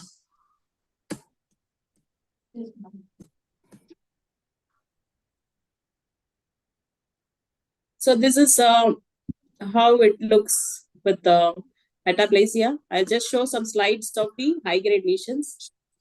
This is high-grade lesions where you are able to see the high dense acetoid patch involving all the quadrants. This is minor thin acetoid patches. These are irregular border the acetoid patches. These are mosaic patterns which you see with colposcope. These are coarse mosaic patterns which you are seeing with punctations. Coarse punctations are there. So you have gradations because of this. A dense border, sharp border, and dense acetoid with so much of abnormalities of the vasculatures all shows that it is a high-grade lesions. These are coarse punctations. So this is again a sign which shows that there is an inner border side where you can find the more amount of acetoid inside an acetoid patch. So this is also a high-grade lesions. Here you can see a ridge sign where in cancer cervix we say that it's a raised border. Likewise, you have a acetoid patch which is raised about it. So this is also a high-grade lesions. And this is showing that there are rimmed glands within with having a rim. So all these things are abnormalities. We not only find the things, we also see some non-specific lesions like this. We have condylomas, we have polyps, we have infections. Most of the time we find infections like this where you have a leopard skin appearance because of the acetoid patches. We also have the strawberry appearance. So this is about treating after post-cryotherapy.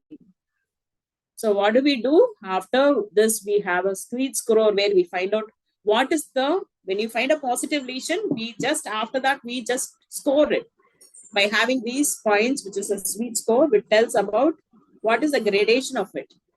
So a score of less than 5, most of the time do not need a biopsy. That's what we do when we have less than 4. When we find that the patients are not going to follow up, you can just treat them or ablative C and treat. That's it.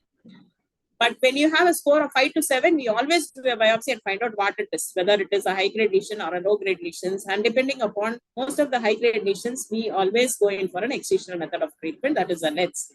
But if it is a more than score of 8, we always just go in for excision with the LEDs or with the cone biopsy. So the treatment is with thermal ablation for cryotherapy or with the ablative method with the thermocoagulator. Both are being used depending upon the case. This is how the cervix looks after ablation with the thermal ablator. And we also use the LEDs loop for treatment with high-grade lesions. And sum up, we always have a triaging system. Our primary screening method is via triaging is with colposcopy. Treatment is depending upon the lesion, and also follow-up is made And decision making is very, very important in each case, and it has to be individualized, because sometimes we have a patient with fibroid uterus coming for screening, and if they have a CIN1, we cannot be saying that we will be doing an ablation or going in for a double ablation, because the primary modality of treatment depends upon the pathology for that particular patient. So I just want to share about one of the slides. This is a high-grade lesions of Mrs. Geeta, where she came with pap smear report of ascus, where you say that there is a high-grade lesion with the dense patch. So at one point we thought it is high-grade lesion, but when we saw in the posterior lip, we had a lesion in the posterior lip also. So sometimes you have such things. So this is again a patient who came with pap smear, ascus in pap smear. She's around 50 years. There was some mucus discharge which is coming up. We thought we would take up a pap smear because it is type 3 transformation zone.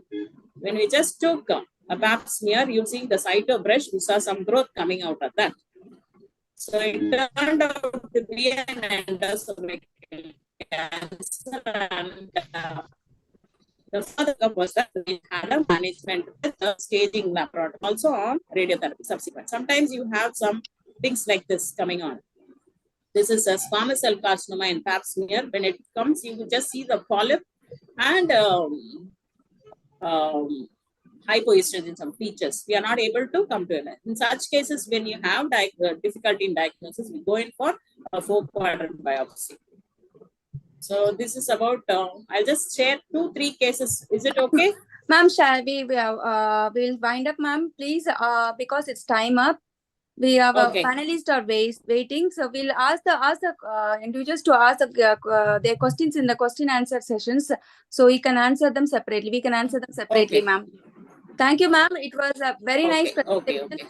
Thank you for the opportunity, and thank you so much. Thank you, ma'am. You skillfully navigated the exact intricacies of the colposcopy, madam, and its importance of early detections. Your pictures are very nice, and we'll move on to the next sessions, which was on panel discussion. For which I'm chairing the sessions. My co-chair will be Dr. Premlata, madam. Premlata madam is a retired professor of KGH project officer. She is now in Tahur Medical College and Hospitals. And to moderate the panel, may invite Dr. Anbu Subayan. Dr. Anbu Subayan is from KMCH. She is a gynec oncologist.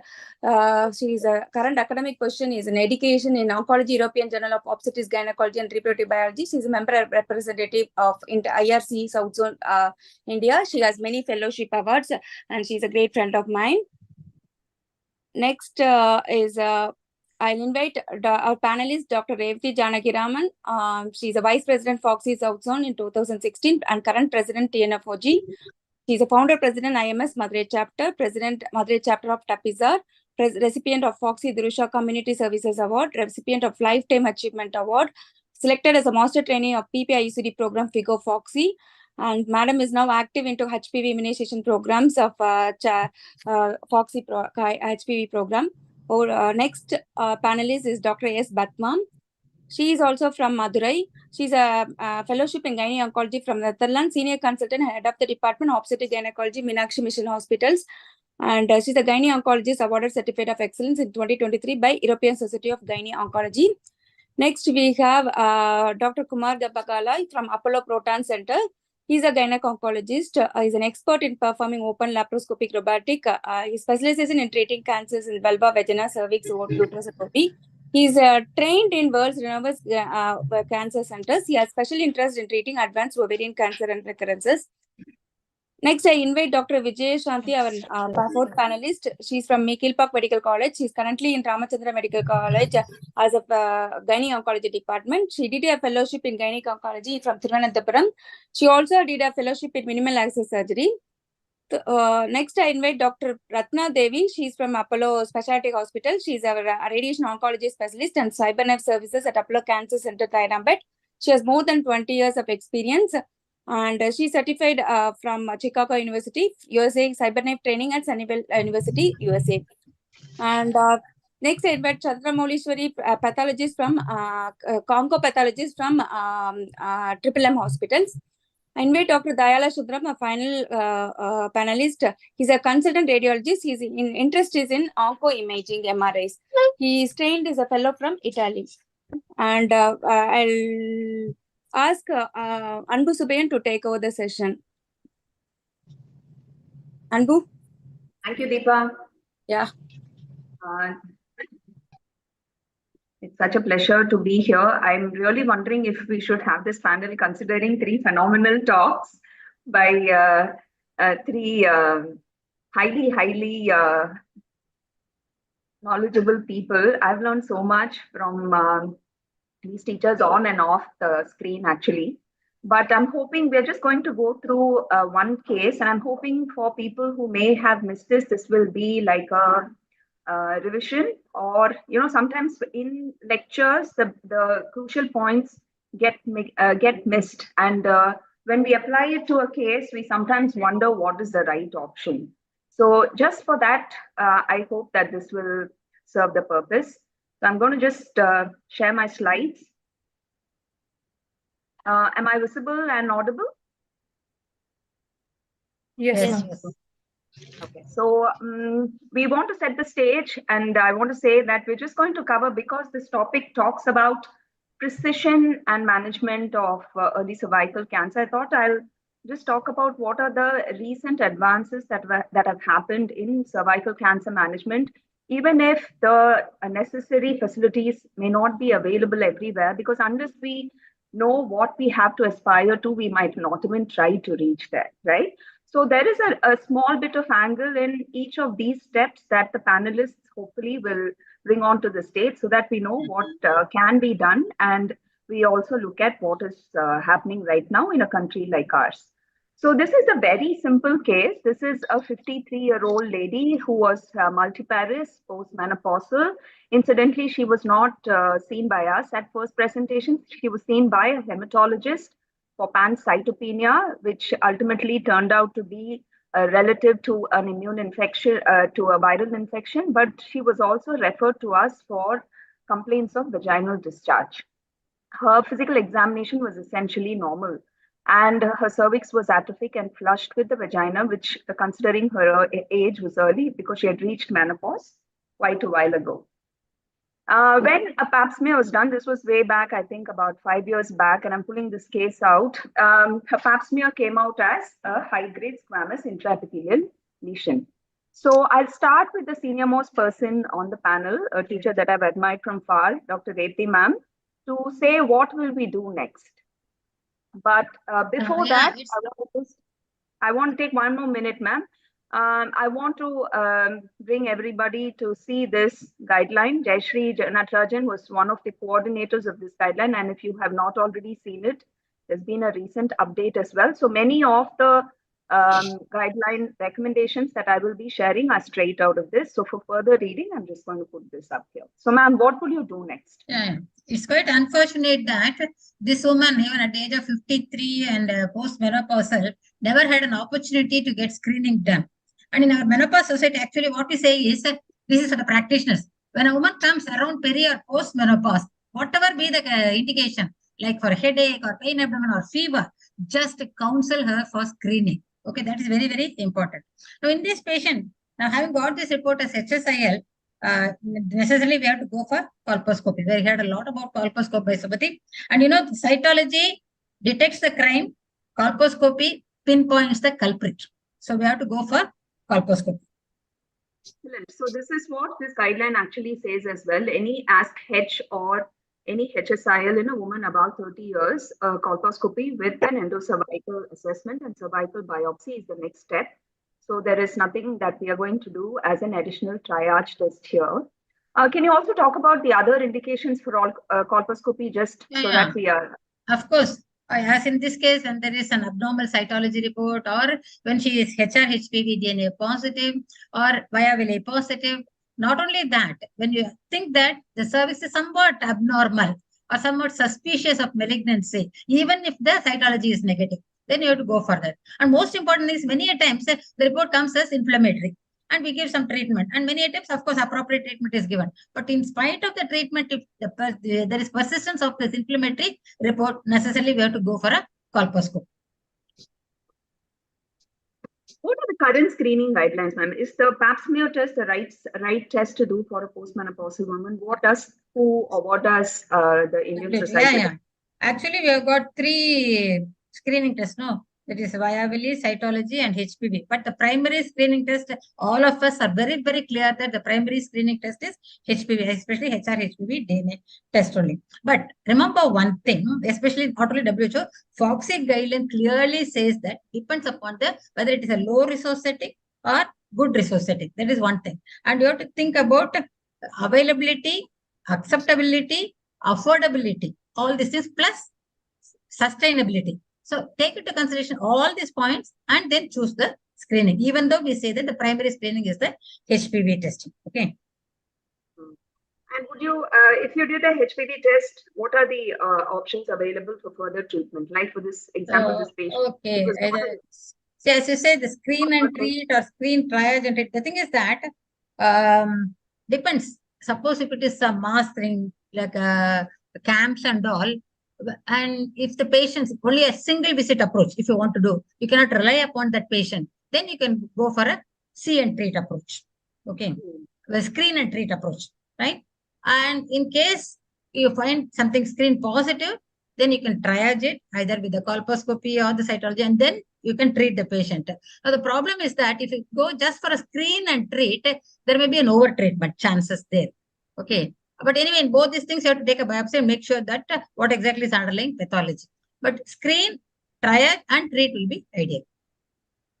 Yeah, so like it actually said, in the camp setting where we are trying to balance the risks of the patient defaulting from further tests, it might be an over-treatment, but WHO with moderate certainty evidence does recommend that we treat them straight away without performing a triage test. But in a clinic setup, which is what most of us practice and encounter on a day-to-day basis, triaging can be done by a genotyping test, which is the 1618, which most HPV reports anyway include in their final report, or a colposcopy or a VIA or a cytology, and then we are asked to treat. And like Madam rightly said, the benefits, harms, and programmatic costs should be taken into account. But both these are supposed to be similar in terms of outcomes, except as far as cancer prevention and cancer mortality is concerned. And at this juncture, I would like to say one more point that every gynecologist, especially dealing with this cancer screening, should get trained with colposcopy. That is very important for that. In TNFOG, we have started this colpo rail in each society, and we are training the gynecologists on colposcopy also, how to interpret and manage all those things. And remember, colposcopy is not a screening tool. Yeah. So as you can see here, like you rightly said, colposcopy is not a screening tool. And you did mention that the FOXI guideline actually puts it down into good resource settings and limited resource settings. And in a limited resource, we feel that the patient cannot afford any sort of testing, or in a camp testing where there's numbers, which is going to hike your costs. Even then, unfortunately, at this point in time, the pap smear is not the recommended test by the FOXI. So we are talking about dire circumstances economically, and then we are still allowed to do the VIA test. And this comes from large randomized control trials that VIA test will still pick up better cancers compared to a colposcopy. And that was Shankar Narayanan's trial when it was balanced against no test at all. And in good resource settings, the HPV test trumps over co-testing or cytology or VIA. And therefore, on top of the chart, you can see in a good resource setting, if she can afford it, then primary HPV test. Colposcopy is not a screening test.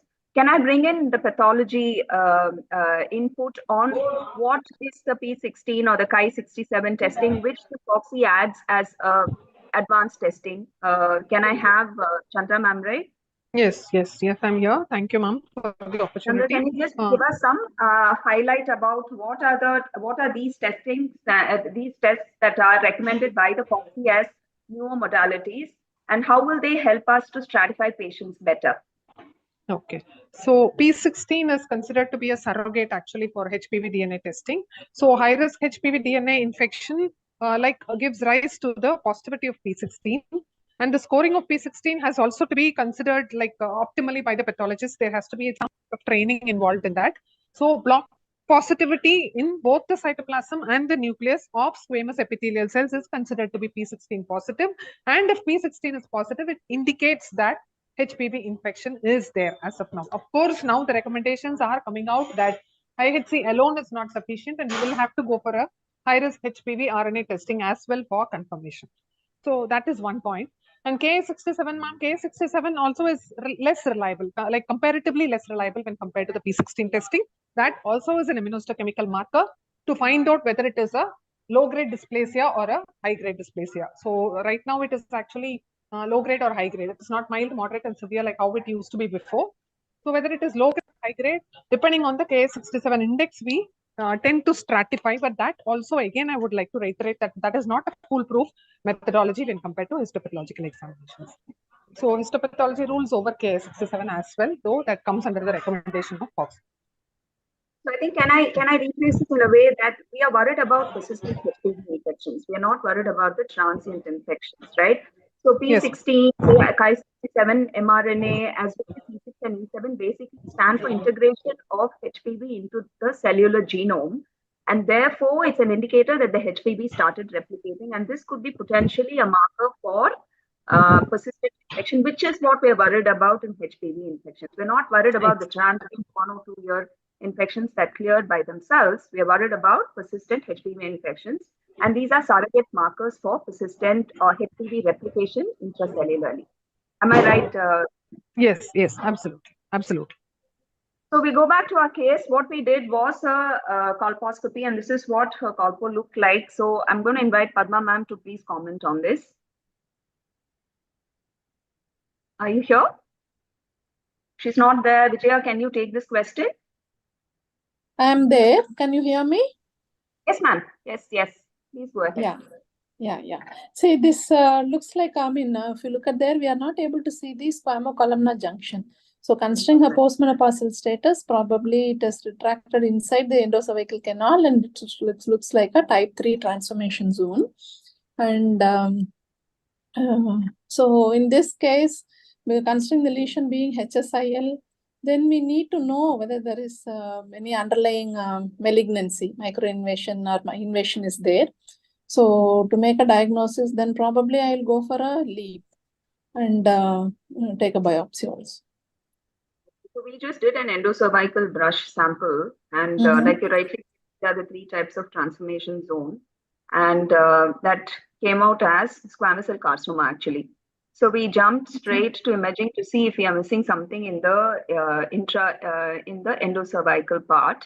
But ideally, what you would be doing, like you rightly said, is if you are not able to see the transformation zone and it has gone inside the endocervical canal, we want this part of the cervix to come out, and that's a loop procedure or a cold life conization. Isn't that right? Yeah. So assuming that, we went ahead with imaging instead of a loop, which is what we did here, I'm going to invite Dayal to please comment on what imaging should I really be doing and what are the imaging recommendations as far as CA cervix is concerned. And I want this to be clear because many times we get patients with CA cervix coming, early CA cervix coming in with a PET CT or with a CT scan. And what is the appropriate investigation really at this point in time for this case? Yeah, so let me take this opportunity to explain briefly about the overview of the role of imaging in carcinoma cervix and staging as well as management. So apart from this case, previously there was no role for imaging in the previous versions of FIGO staging because the prevalence of CA cervix was more in low-income countries. So the main staging was based on clinical examination, but the disadvantages were there were discrepancy between clinical staging as well as surgical staging while imaging was avoided. Almost 25% of the early cases and 40% of advanced cases have been with the discrepancies. And moreover, the important prognosticating factor, lymph nodes, were excluded in the staging.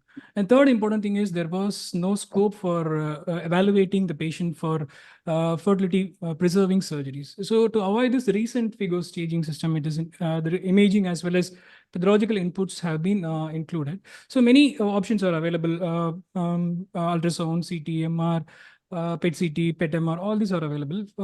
So everything has its own merits and demerits. So out of all this, the best modality is MRI.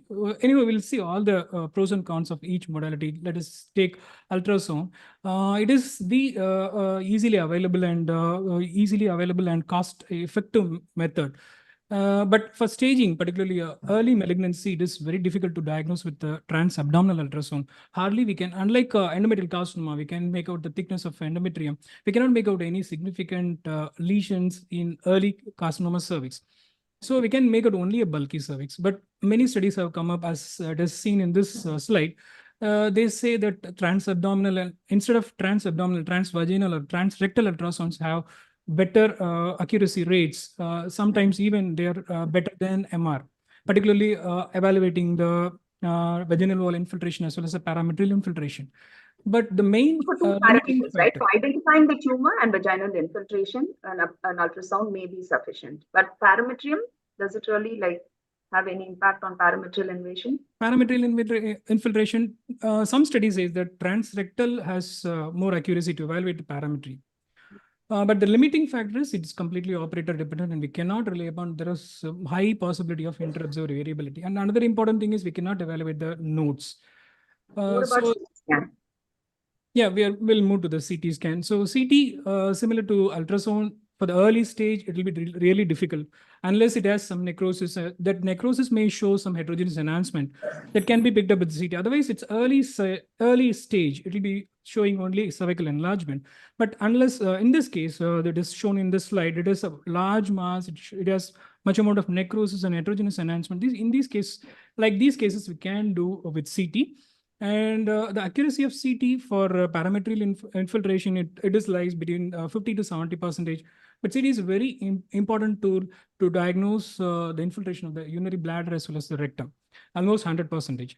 And evaluation of the lymph nodes, that is a very important criteria. That is, it is a little tricky because unless we find some necrosis in the node or the node is very bulky, we cannot say that it is metastatic lymph nodes, because sometimes the micrometastasis may be there in the subcentimeter lymph node, which will be considered as negative.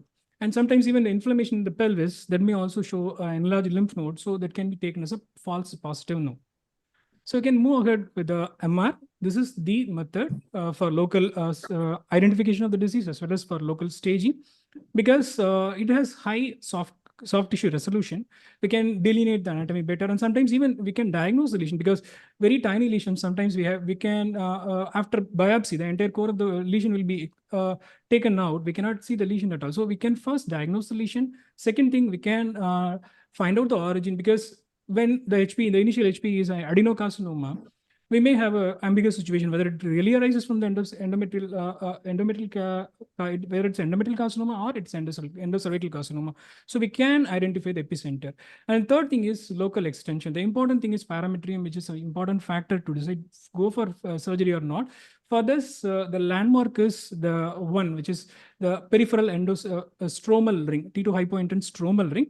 To identify this, we have to do a oblique axial images as shown in the left panel. We have to place the axial cuts in the perpendicular to the endocervical canal. So we can see the right side panel. There is a X in patient X. We can make out a huge cervical mass, and the ring is intact. The hypointense ring is intact. So in this case, parametrial invasion is very less. The negative predictive value is almost 96%, whereas in the lower case Y, the parametrium is infiltrated. There is a breach in the ring at about 7 to 8 o'clock position. There is infiltration.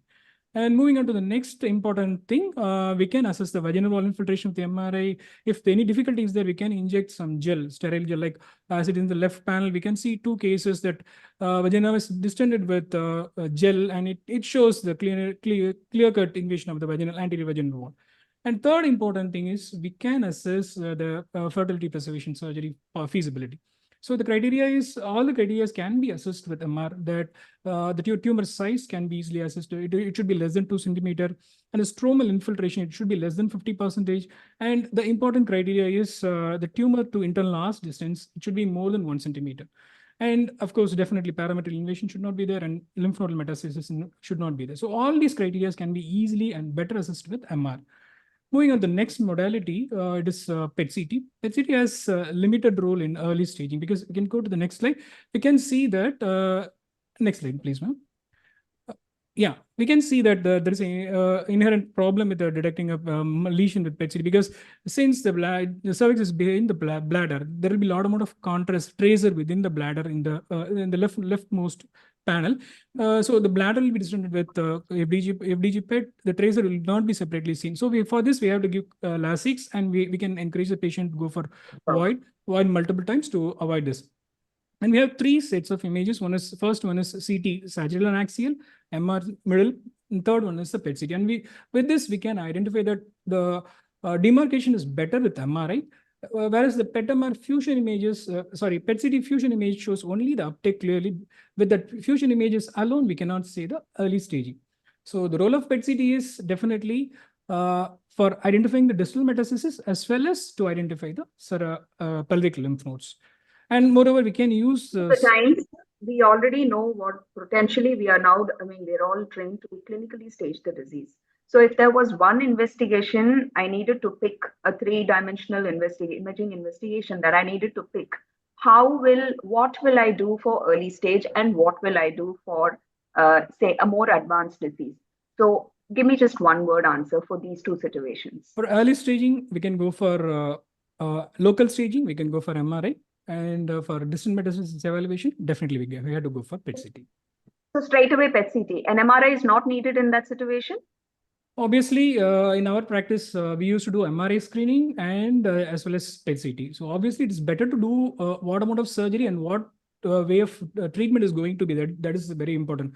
When it's already advanced disease, then it is no need for going for local staging. But when we are going for a very conservation treatment, it is a must to do for MR before going for a PET-CT.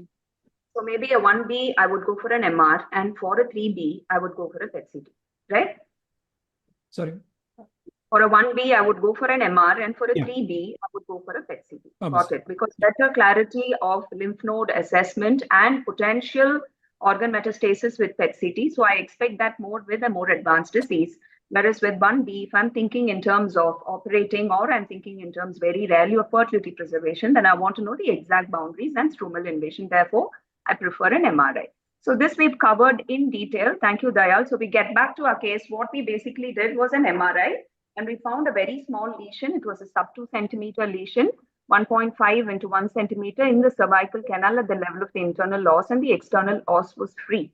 Now, if I had to decide for treatment, it would obviously be surgery. 50 plus screen detected early cervical cancer.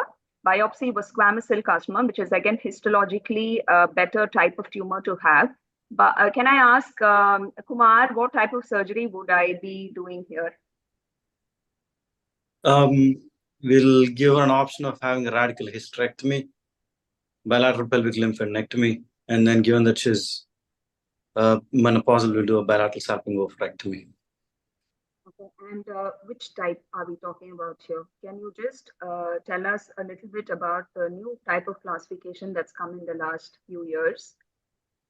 We're talking about the radical hysterectomy. I mean, classification comes to the type 3 fibrotic type, and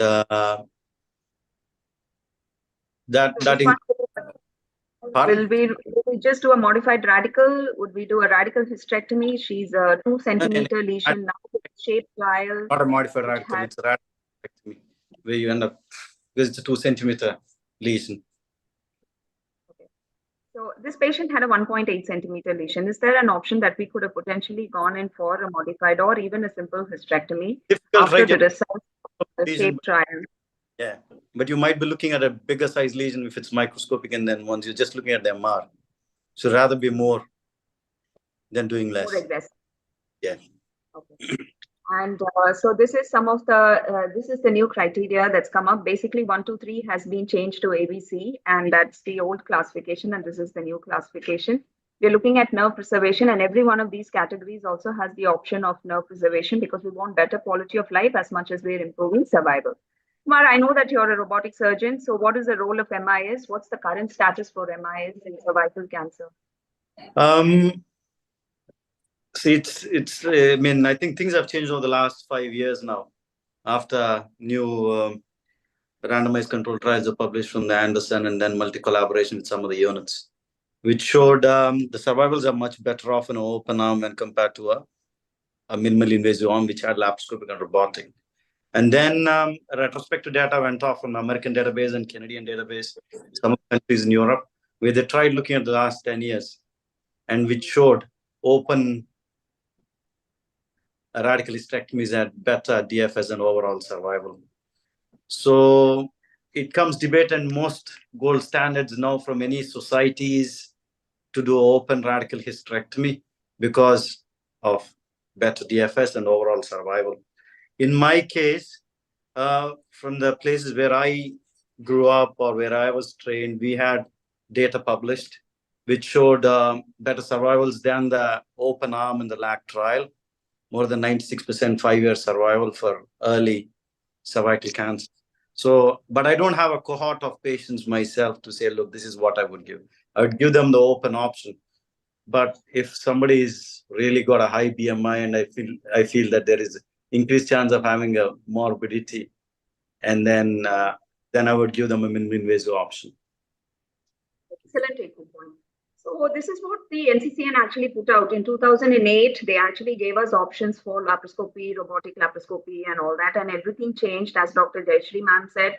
With the LAC trial, things changed, and we had lesser disease-free survival at when patients underwent open surgery, laparoscopic or robotic surgery compared to an open surgery. So things changed dramatically, and a lot of retrospective data, epidemiological studies also reflected the LAC outcomes, which was that poorer survivals were observed with open surgery. But I think what Kumar pointed out is the most important thing is that these are data that's coming out of high volume centers. And I think with CS cervix, considering that we are not getting that many screen positive early stage cancers, it finally depends on what your number is. And for minimal invasive surgery or even open radical hysterectomy, unless you're operating about 25 to 30 cases a year, your outcomes may not match international outcomes, which are favoring minimal access surgery. So I think standard open procedures in centers which have low volumes will still be the way to go. We cannot extrapolate data from outside unless we're auditing our own data. And I think that's the most important thing when we're arguing for minimal versus open. Please audit your own data if you're doing CS cervix surgeries. That will tell you which direction you're going to head out. So thank you for bringing up that point. I think that's the most important takeaway as far as surgery in cervical cancer is concerned. Now, since we're talking about precision and management of CS cervix, and hopefully we're going to screen more and we're going to pick up more early cancers, can I ask Vijay Shanti to please comment on sentinel node mapping? A lot of people are interested in what sentinel node is. Every conference I go to, they want to know where is the sentinel node for the cervix. So I want you to tell me, what is sentinel node mapping? Can we do it in cervix as you're doing it in endometrial cancer? Is there one node sitting somewhere in the pelvis which is got this blinker on saying I'm the sentinel node? How do we do this? Yeah, good evening, everybody. Hope I'm audible. Yes, ma'am. Yes, you are, Shan. Yeah, as we know that sentinel node is the first node to receive the metastasis from the primary tumor. We know sentinel node is not as well accepted in cervix as in endometrium. It has come up a long way in endometrium, but still it is coming up in a nice way in cervix also. There are different guidelines. NCCN says you can do it for tumors less than 4 centimeters. ESGO, the recent ESGO, it accepts sentinel lymph node, but for 1B1 and above, they actually want us to complete the lymphadenectomy even after doing a sentinel lymph node and frozen. And coming to our own FOXY guidelines, they accept sentinel lymph node for tumors less than 2 centimeters, which I think is acceptable, because though for less than 4 centimeters we can do it, the detection rates are best for tumors less than 2 centimeters. And same pictures that Dr. Dayal showed about those small tumors which will qualify for fertility preserving surgeries, for tricholectomies, are also very similar indications for doing sentinel lymph node mapping, right? Where they're trying to remove only one node instead of removing the entire chain of pelvic lymph nodes. Therefore, we are avoiding morbidity. So how do we do this? We actually inject the dye into the cervix. The dyes which are available, previously we are using the blue dye and the technetium 99 is in a combination. But latest is the indocyanine green, which is the dye. Yes, ma'am. When would you inject the dye? We actually inject the dye on table just before opening up the patient, ma'am. And into the cervix, usually we do it at 3 and 9 o'clock positions. That is the usual thing which we do it for endometrium. Cervix, actually, we have not started doing it because the number of patients which are operable as such are less. And if available, I think indocyanine green is superior because it has better sentinel node detection rates and also bilateral detection rates. If that is not available because it needs an infrared camera, if that is not available, still you can use a combination of blue dye and technetium 99. And we have to select patients as you were telling. Dye. Injecting one of the 3 available dyes in your unit, but the best is ICG. So injecting it on the table with the patient under anesthesia. Do you make the incisions and clear it out, or do you inject it and then you start your laparotomy? What do you generally do?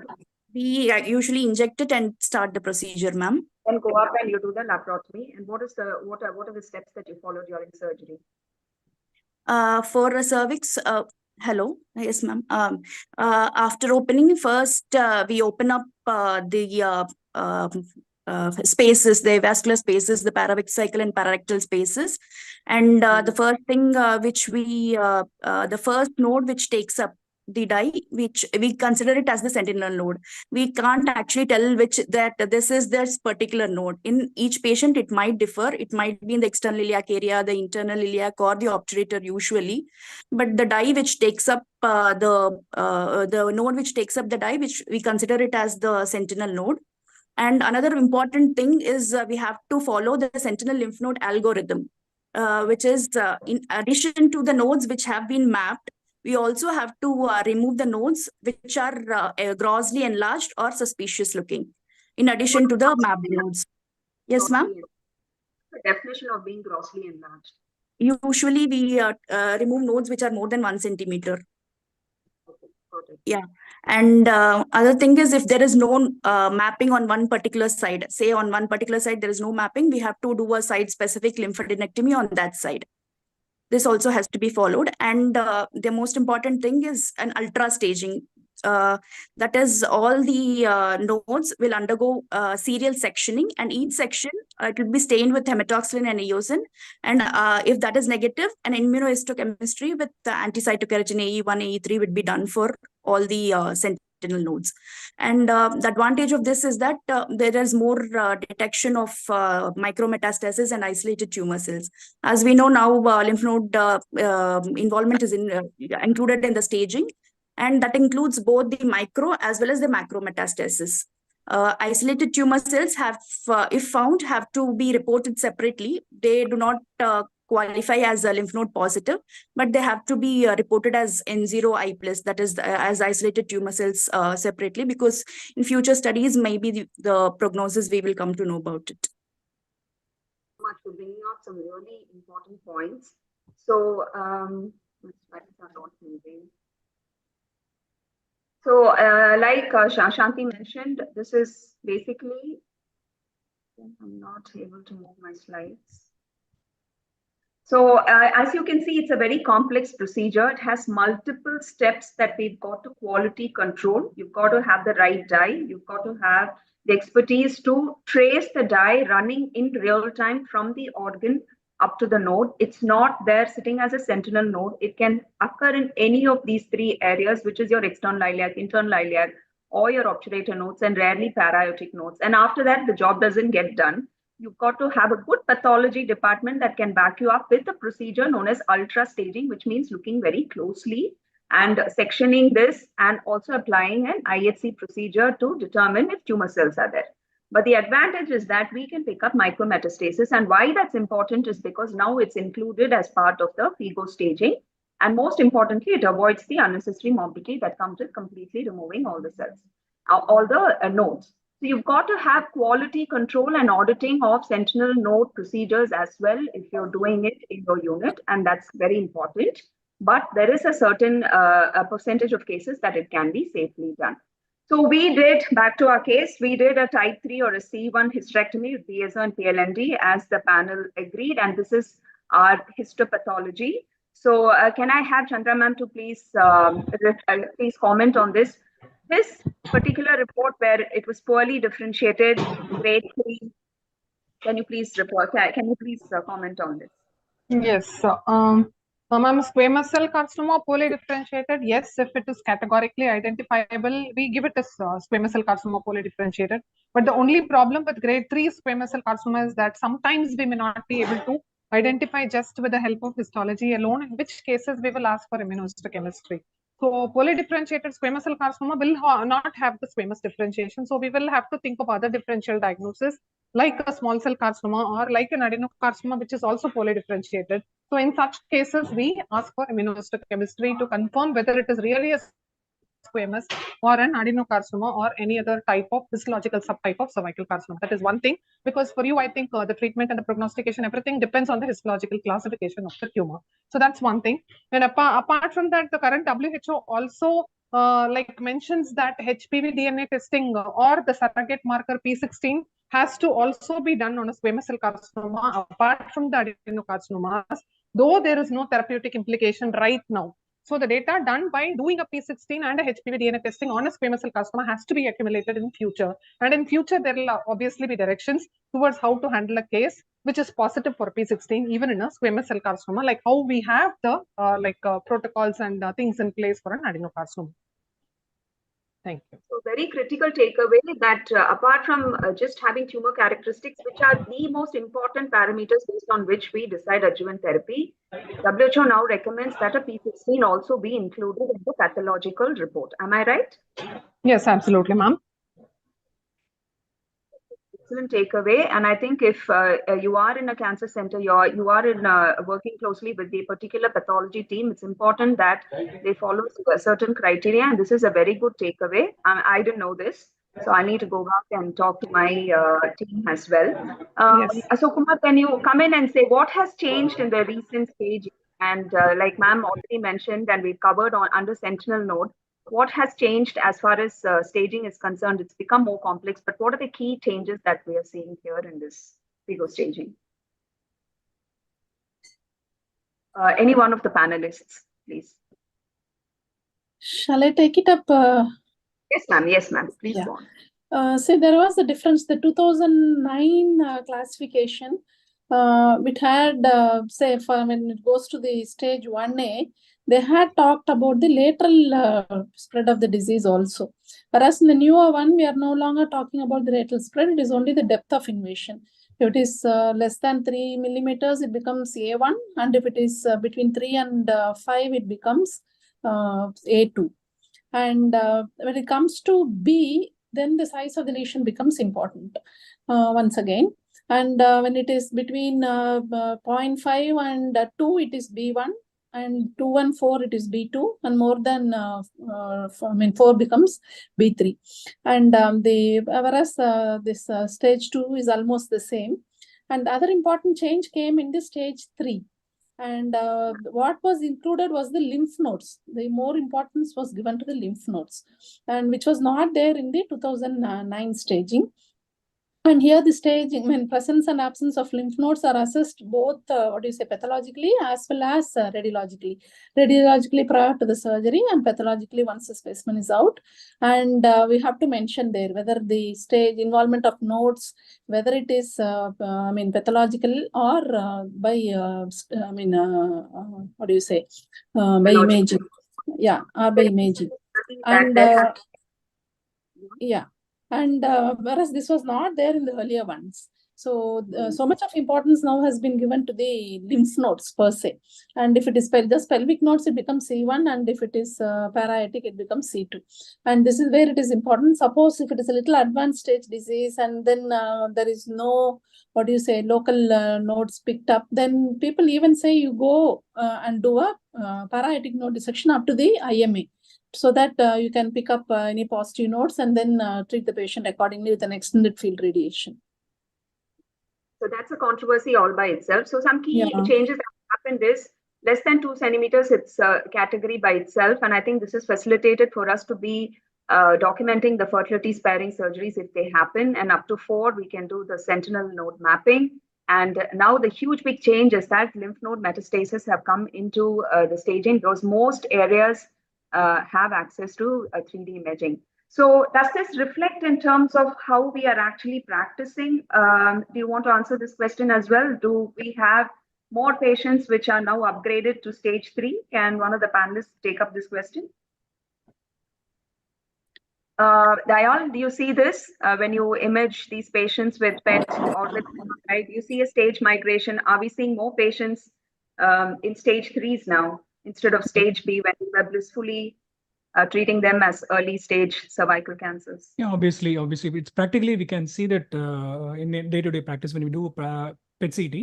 And I would like to quote an prospective study, because many retrospective studies have come comparing the 2009 and 2018 staging system with the introduction of imaging.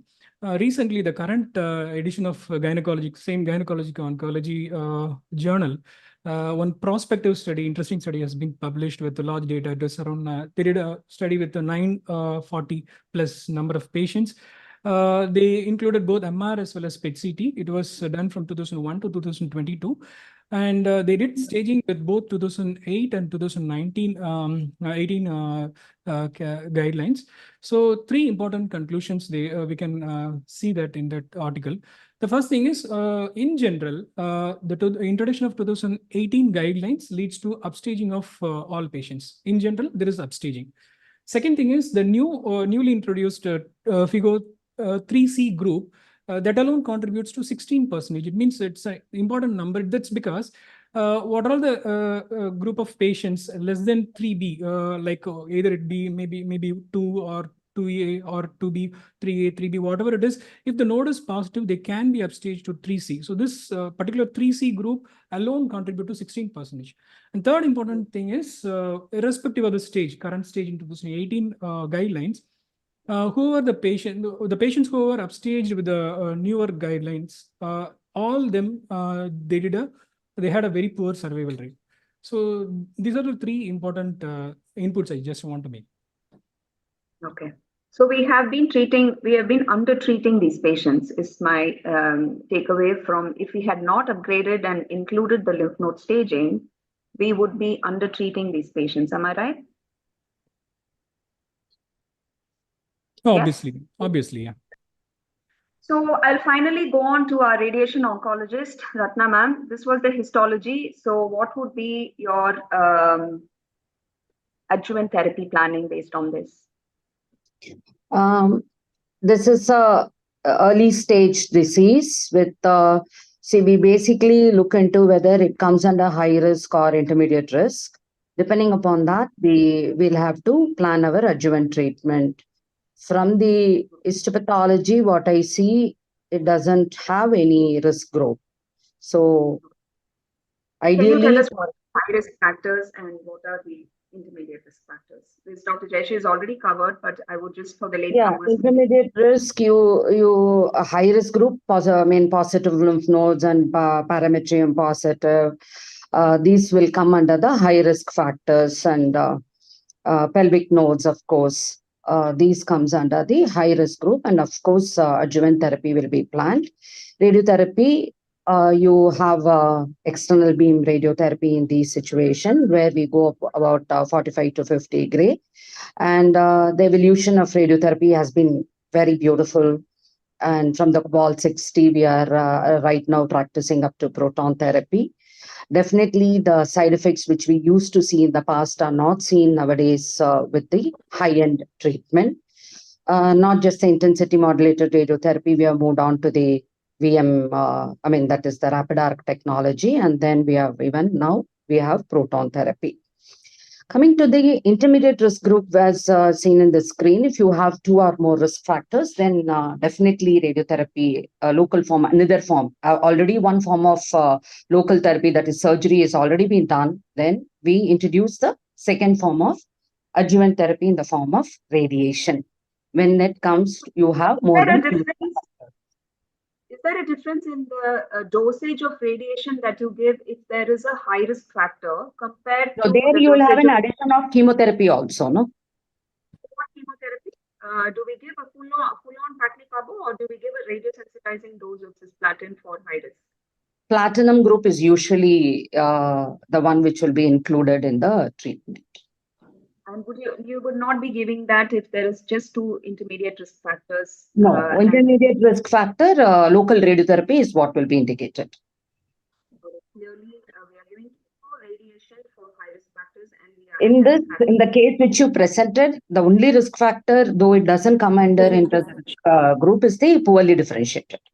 But that's not included in the SETI's criteria. No, it is not. It's not. Though it is a concern always for me. Though it is not there, I always look that with critical eyes.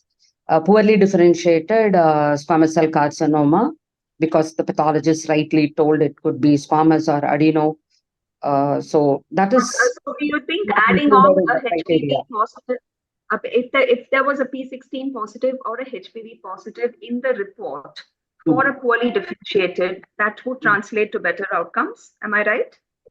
Because that will go in favor of a HPV associated squamous cell poorly differentiated carcinoma, and therefore even with radiation therapy, we're expecting outcomes, right? Ma'am, if I can please intervene. P16 as a surrogate marker for HPV, no, ma'am. The therapeutic and the prognostic benefits have been well documented in adenocarcinomas.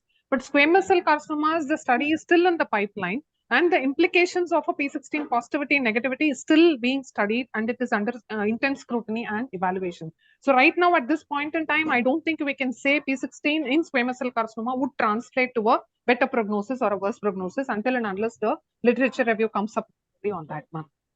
But in adenos, it does make a difference. Yes. Thank you for that excellent point. So in this patient, there was no risk factor. So basically what we did was we put her on follow-up, and she's been disease-free for about more than 2 years now. This, as I said, 2-3 years now. I'm going to also ask ma'am to talk about IMRT and proton therapy, CyberKnife. What are the indications for proton therapy or CyberKnife in carcinoma cervix? Are we seeing a subgroup of patients that will benefit? What does the current evidence say? Ratna ma'am? Basically, radiotherapy is divided into external beam radiotherapy and brachytherapy, the internal therapy. So whether be it IMRT, be it CyberKnife, be it proton therapy, everything comes under the grouping of external beam radiotherapy or the teletherapy, that is the therapy at a distance, like a telephone or a television. It is at a distance. So IMRT is a photon therapy. Photon, these are high energy X-rays with which we treat. So that is a separate entity. Proton is totally a different particle, that is a heavy particle radiation. So basically, whether be it IMRT, be it proton therapy, what are we aiming point is the same.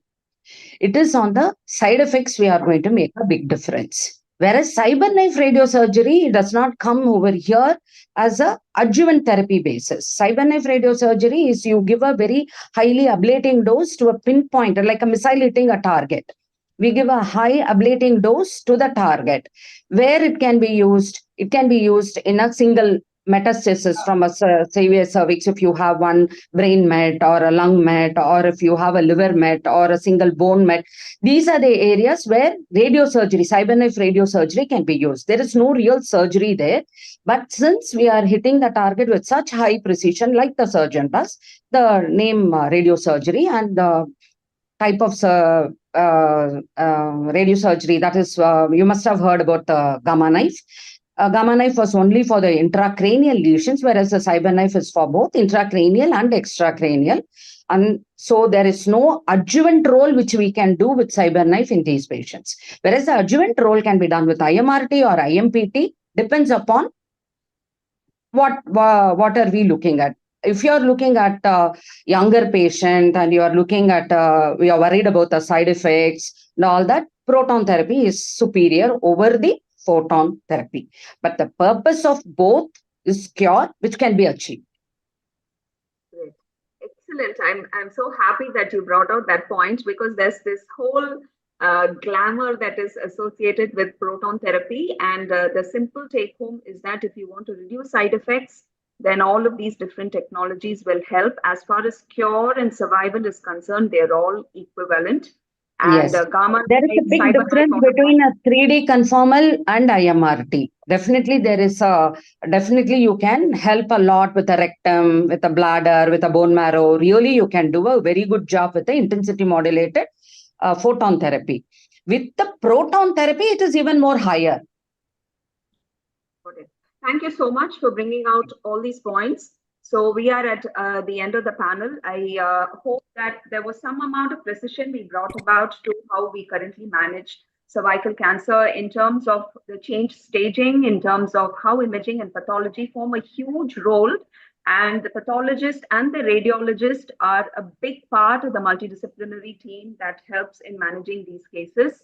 Of course, most of the cases that we see now, as all the gynecologists are on this panel will agree, do not end up on our operating table. We're still seeing cases in 2Bs and 3Bs, and the number of cases we get to operate is actually still very low, which is very sad considering India's got 1/4 of the cancer load of the world. And therefore, radiation therapy is still where most of our patients end up. And there's limitless opportunities as far as radiation therapy and precision in radiation therapy is concerned. So I thank all my panelists. I thank the organizers for giving us this opportunity. We learned a lot. Thank you, madam. Thank you. Thank you so much. Thank you, madam. It has been very nice panel. Dr. Anbu, madam, we congratulate you for bringing out so many things. Actually, as seniors, we don't know latest ones also. You have brought out all the latest ones, and also it will be very helpful for my PGs who are attending this CME. And on behalf of Dr. Kalaivani, we close the session and thank.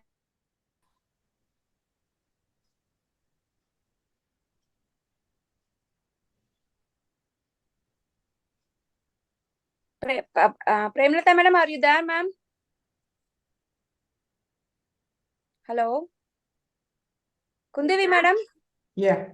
On behalf of OGSSI, we thank all the speakers, Dr. Sumati, Dr. Jayashree Natarajan, and Dr. Jayashree Kejraj ma'am, for the lovely talk. I think it was just mind-blowing talks and great learning points actually for the juniors, the beginners, the juniors, and even the seniors. I think a lot of new points were given. And I think all the panelists, Revati madam, and the rest of the people, the entire team, the radiologists, the gynecologists, I think thanks to Deepa for helping me to bringing them in together for this panel. And I'm a fan of Dr. Anbu. For a lot of time, I think I've been asking, I need her to moderate the session. Thank you, Dr. Anbu, because it was a lovely panel. And I think there were a lot of learning points. Dr. Jaya is here. Yes, Jayarani. Yeah, thank you, Deepa, for organizing such a wonderful webinar, bringing out all the aspects of cancer cervix. I'm very happy to see Madam Revati Madam to be a dynamic person who is looking into the HPV vaccination. And it is really, we are doing a lot of work. I think more than all our members have been included in the HPV, certification course. Everybody has attended. So it was real innovation, or rather it's a very important, interesting way that we have made everything today. And I thank the senior faculties here. And on behalf of OGSSI, I thank one and all for your presence. And we have a very good audience, I heard so. So it is also a very important aspect that we should, it's a real nice webinar. Thank you so much for being with us. Thank you, ma'am. Thank you. And thank you, Sheil, for giving us the platform. Thank you so much, ma'am. Thank you. Yeah. Hi, ma'am. Jayashree, ma'am.